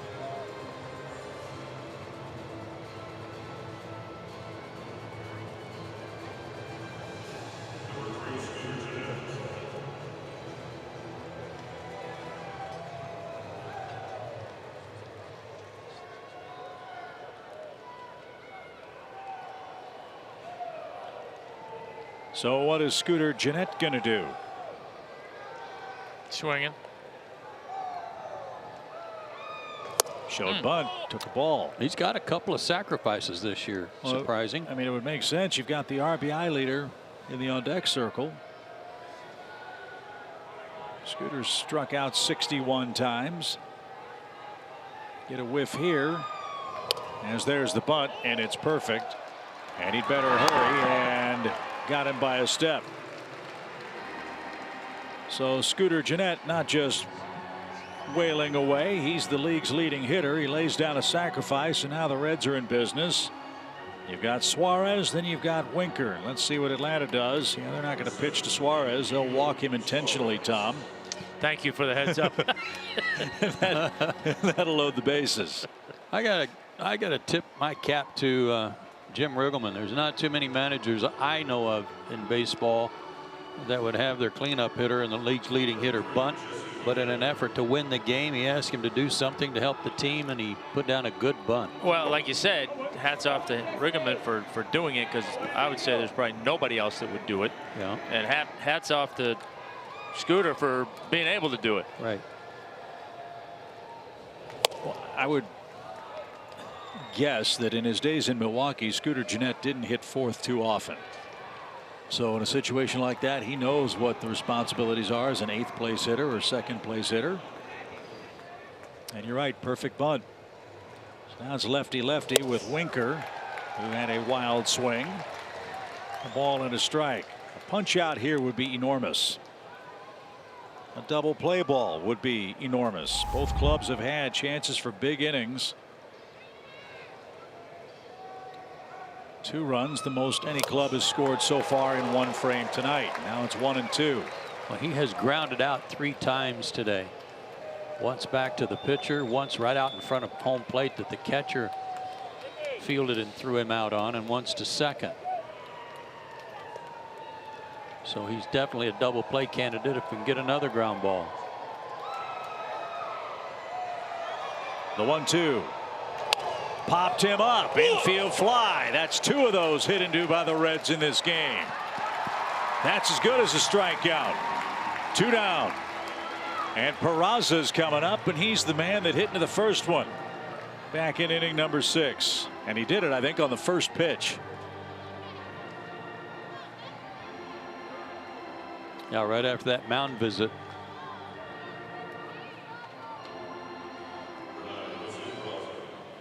So Peraza 0 for 4 in his return to Atlanta.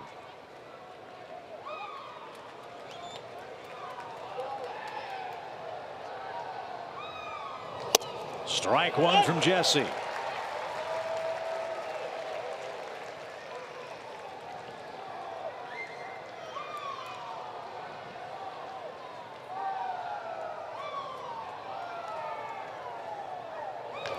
Ground ball left side. Dansby's got it. Goes to second in time, and the Braves are out of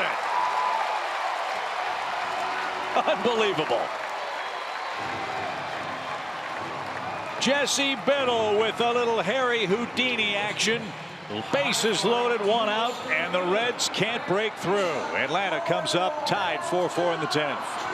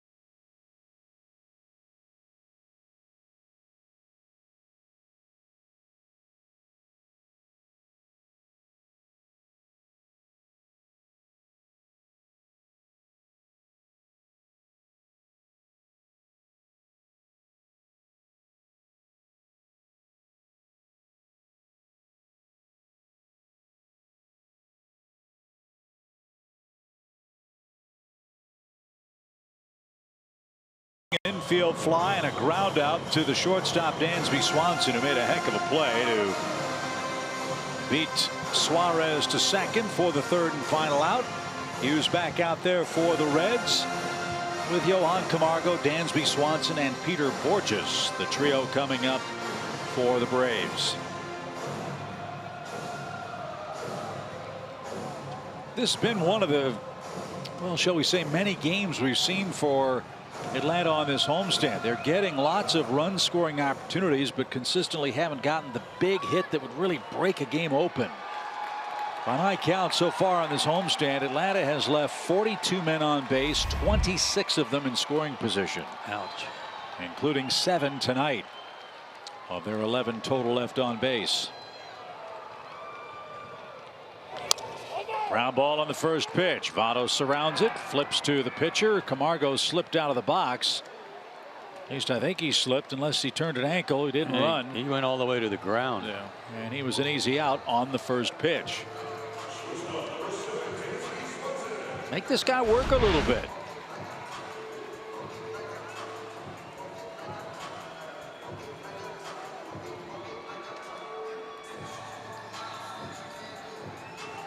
Lost his footing. Hopefully nothing more severe than that. Well, Dansby had a walk-off. Excuse me, a pinch hit homer last time out. Let's see if he can add a walk-off on the homestand. They pitch him high and tight. He can turn on anybody's fastball. Dansby 2 ground outs to third, a walk and a sacrifice.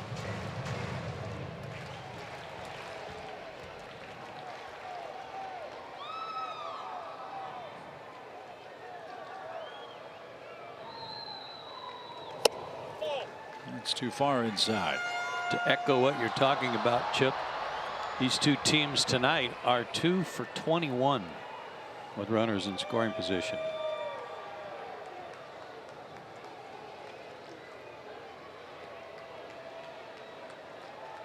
The 1-1 pitch.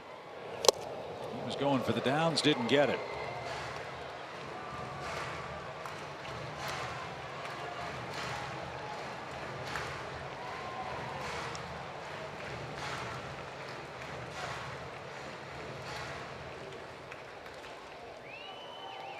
Borges waits on deck.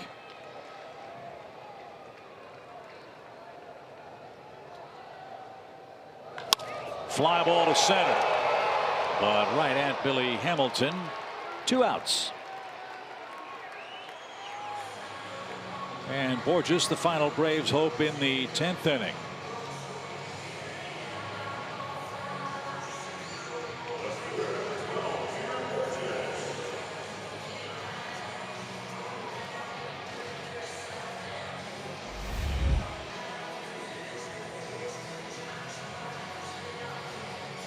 Borges hit that home run up in Toronto in the day game up at the Rogers Center. And a strike at the knees. Jim Riggleman letting Hughes pitch a second inning. He's due first when Cincinnati comes up, if they come up in the 11th.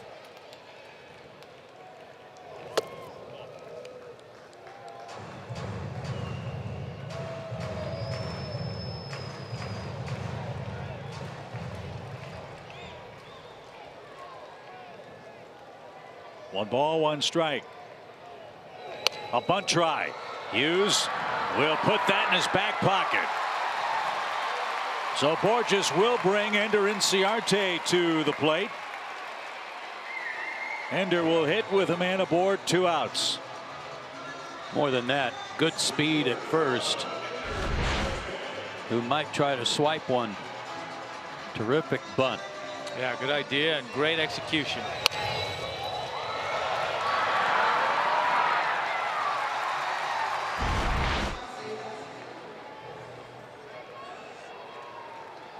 Wonder if Peter would try to steal early in the count.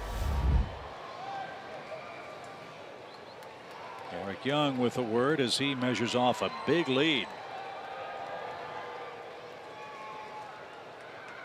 Not going. And the pitch off the plate, ball one.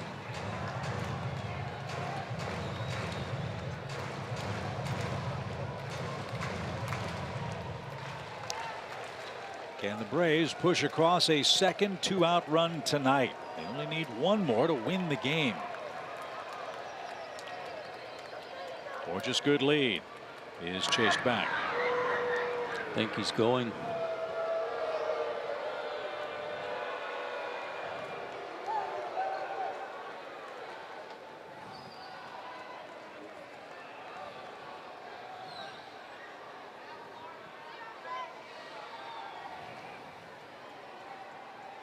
One 0 count.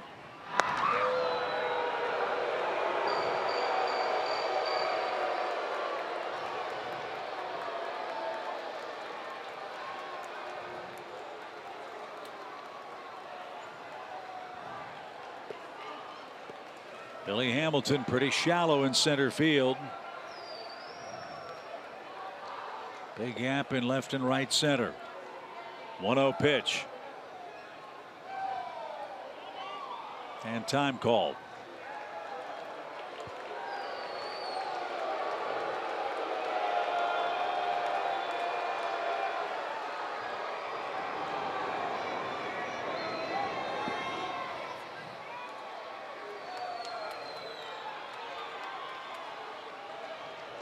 Not going.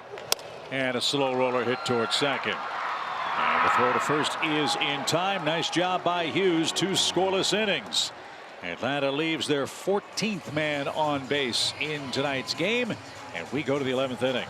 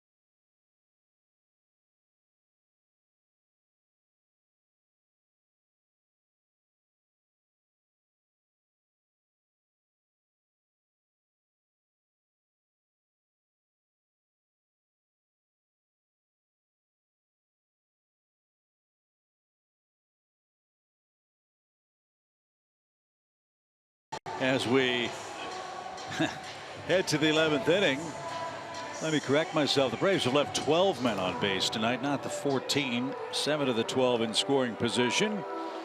And Jackson will face a Cincinnati pinch hitter, then Billy Hamilton, then Scott Schebler. 8th game for Luke. 5 walks, 12 strikeouts. He was in that 15-inning game against Baltimore on Friday, 1/3 of an inning. Went 2 1/3 against Baltimore a couple of days ago. A hit and 3 strikeouts. Had a good fastball a couple of days ago.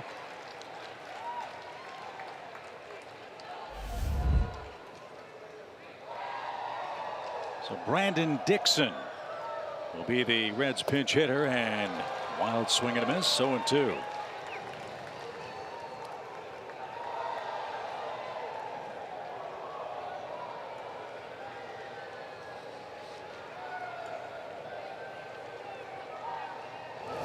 He went around, and Jackson takes care of Brandon Dixon.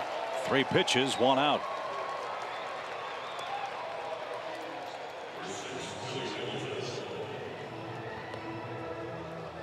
So Hughes goes 2 innings. 2 hits and a walk. Zeros in all the other columns for him. Here's Billy Hamilton. We have not seen him even think about bunting, much less showing bunt. He only has 2 bunt hits all year. That's amazing to me. You're right, though. With his speed, it should be worth anywhere from 10 to 15 points on his average every year. You would think.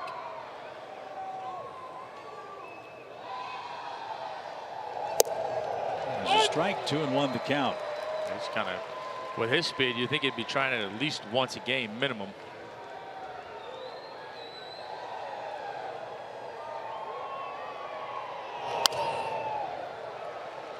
Brett Butler was certainly not slow. He could run, but this guy can fly. If he could bunt like Brett Butler, I don't know if you could ever throw him out. 2 balls, 2 strikes.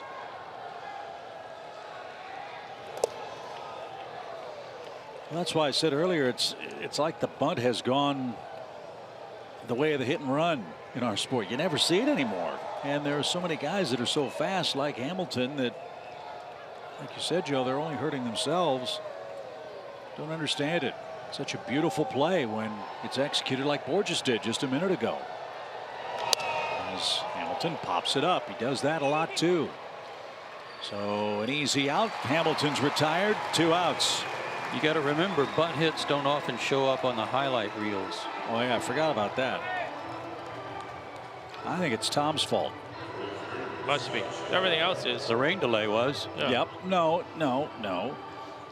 The game changed forever with the infamous Chicks Dig the Long Ball commercial. Everybody saw that and said, oh, if I hit home runs, I can have Heather Locklear say hi to me. You do have a point there.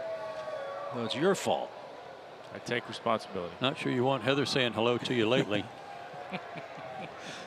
Scott Schebler, the batter, with 2 outs. And fouled away a strike. This guy is another guy that ain't going to bunt. If you missed it earlier, this guy hit a mammoth home run in the 5th inning that ended up inside the chop house. He's come up and they've closed the doors. Right. The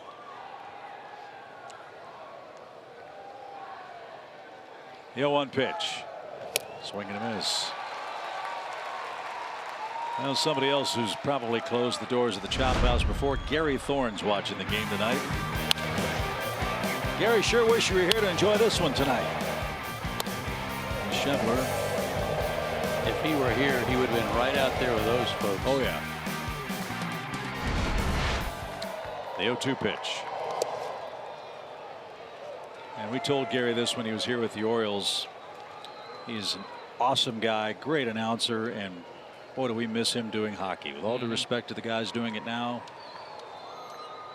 as I love to say when I see him, listening to him growing up as a hockey fan was a real treat. 1-2 pitch is rolled foul, and Schebler's still alive. In the bottom of the 11th inning, again, right guys, right time. Same trio that came up in the 9th. Albies, Freeman, and Markakis. Again, it appears Amir Garrett is unavailable tonight for the Reds. Having pitched the last 2 games of their series with the Cubs, he's never pitched 3 days in a row. So we'll see who Riggleman has next. And that missed. Ball 2.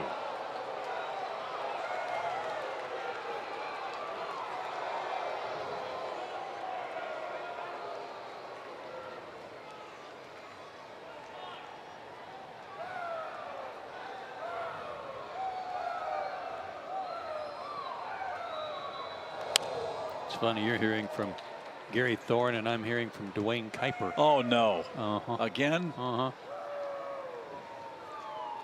What did old Dwayne have to say tonight? Having fun yet?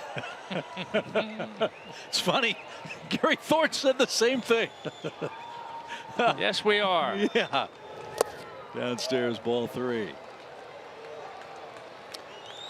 Joe, far be it from me to suggest you handle your text communications between innings with any help, but I would suggest the same picture we sent Dwayne a couple of days ago be resent. Okay.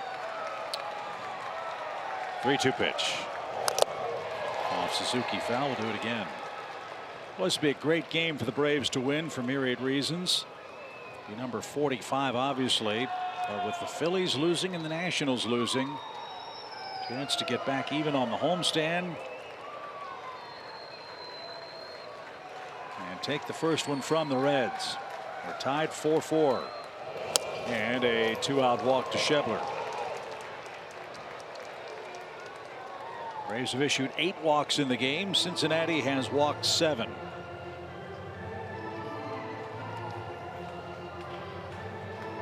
And here's Mr. Barnhart. I like this guy a lot. Good player. They've got a lot of good players. You know, they may be in last place. They're kind of like Baltimore. Baltimore's got some good players. This guy's a Gold Glove winner, as we mentioned. Last year, 1 error in 953 total chances. Goodness. Had 89 assists and 28 caught stealings. Runner goes. Pitch is hammered. Ozzie. Oh, what a pick backhand. The throw to first in time. I think it hit the runner anyway. But Ozzie was there, made the play. No harm, no foul. We'll see how the official scoring is tallied. But we head to the 11th. Albies and company will try to end it late.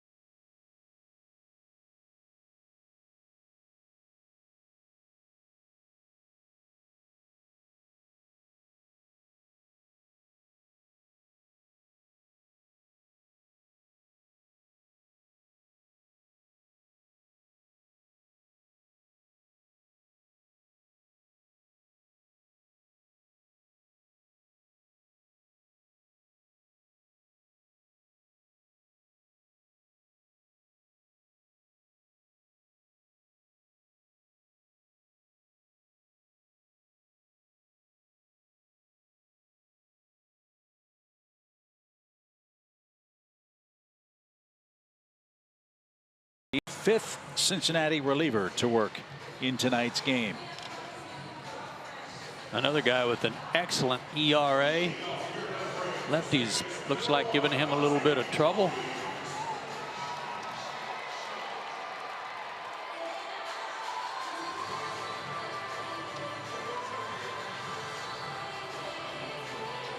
Dylan Floro's fastball, 90 to 94.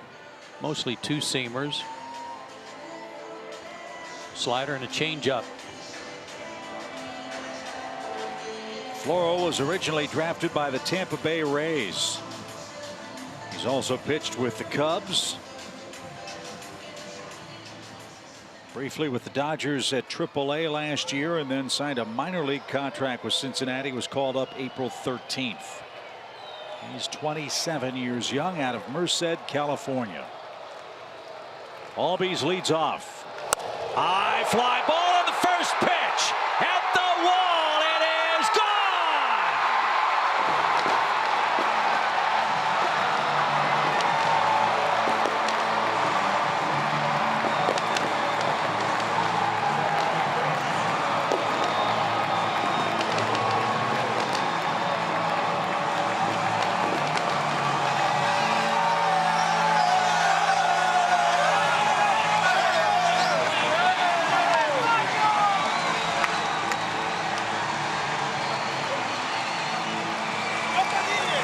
first career walk-off caps a 3 extra base hit night. And Atlanta's lead in the East is up to 3.5 as he went down and raked it. Ball was turned over a little bit. I wasn't sure he got enough of it. He hit it so high. Yeah, what a bad pitch. Went down, got it. Like you said, the only question was if he got enough of it, but he did just enough. Right in the monkey grass. It was perfect. So in 11 innings, the Braves beat the Reds 5-4. The overall season series tied at 2 games apiece. Luke Jackson wins it, Floro loses it, and in concert with the Nationals and Phillies loss, what a night for Atlanta, guys. They gain a game apiece on their 2 closest division rivals. What a night. Ozzie Albies with a milestone evening. He joins Kelsey downstairs. Can you hold these? Ozzie, man, take a breath. First pitch of that at bat. Take me through what you're thinking. I told the guys I'm going to hit it out before I came out here, and I'm happy it happened. We wanted to go home with the win. A late night, man. Hey, how do you just hone in your emotions in a situation like that? I mean, you just got to keep playing and trying to get the W. So that's what we were planning on, and we did it.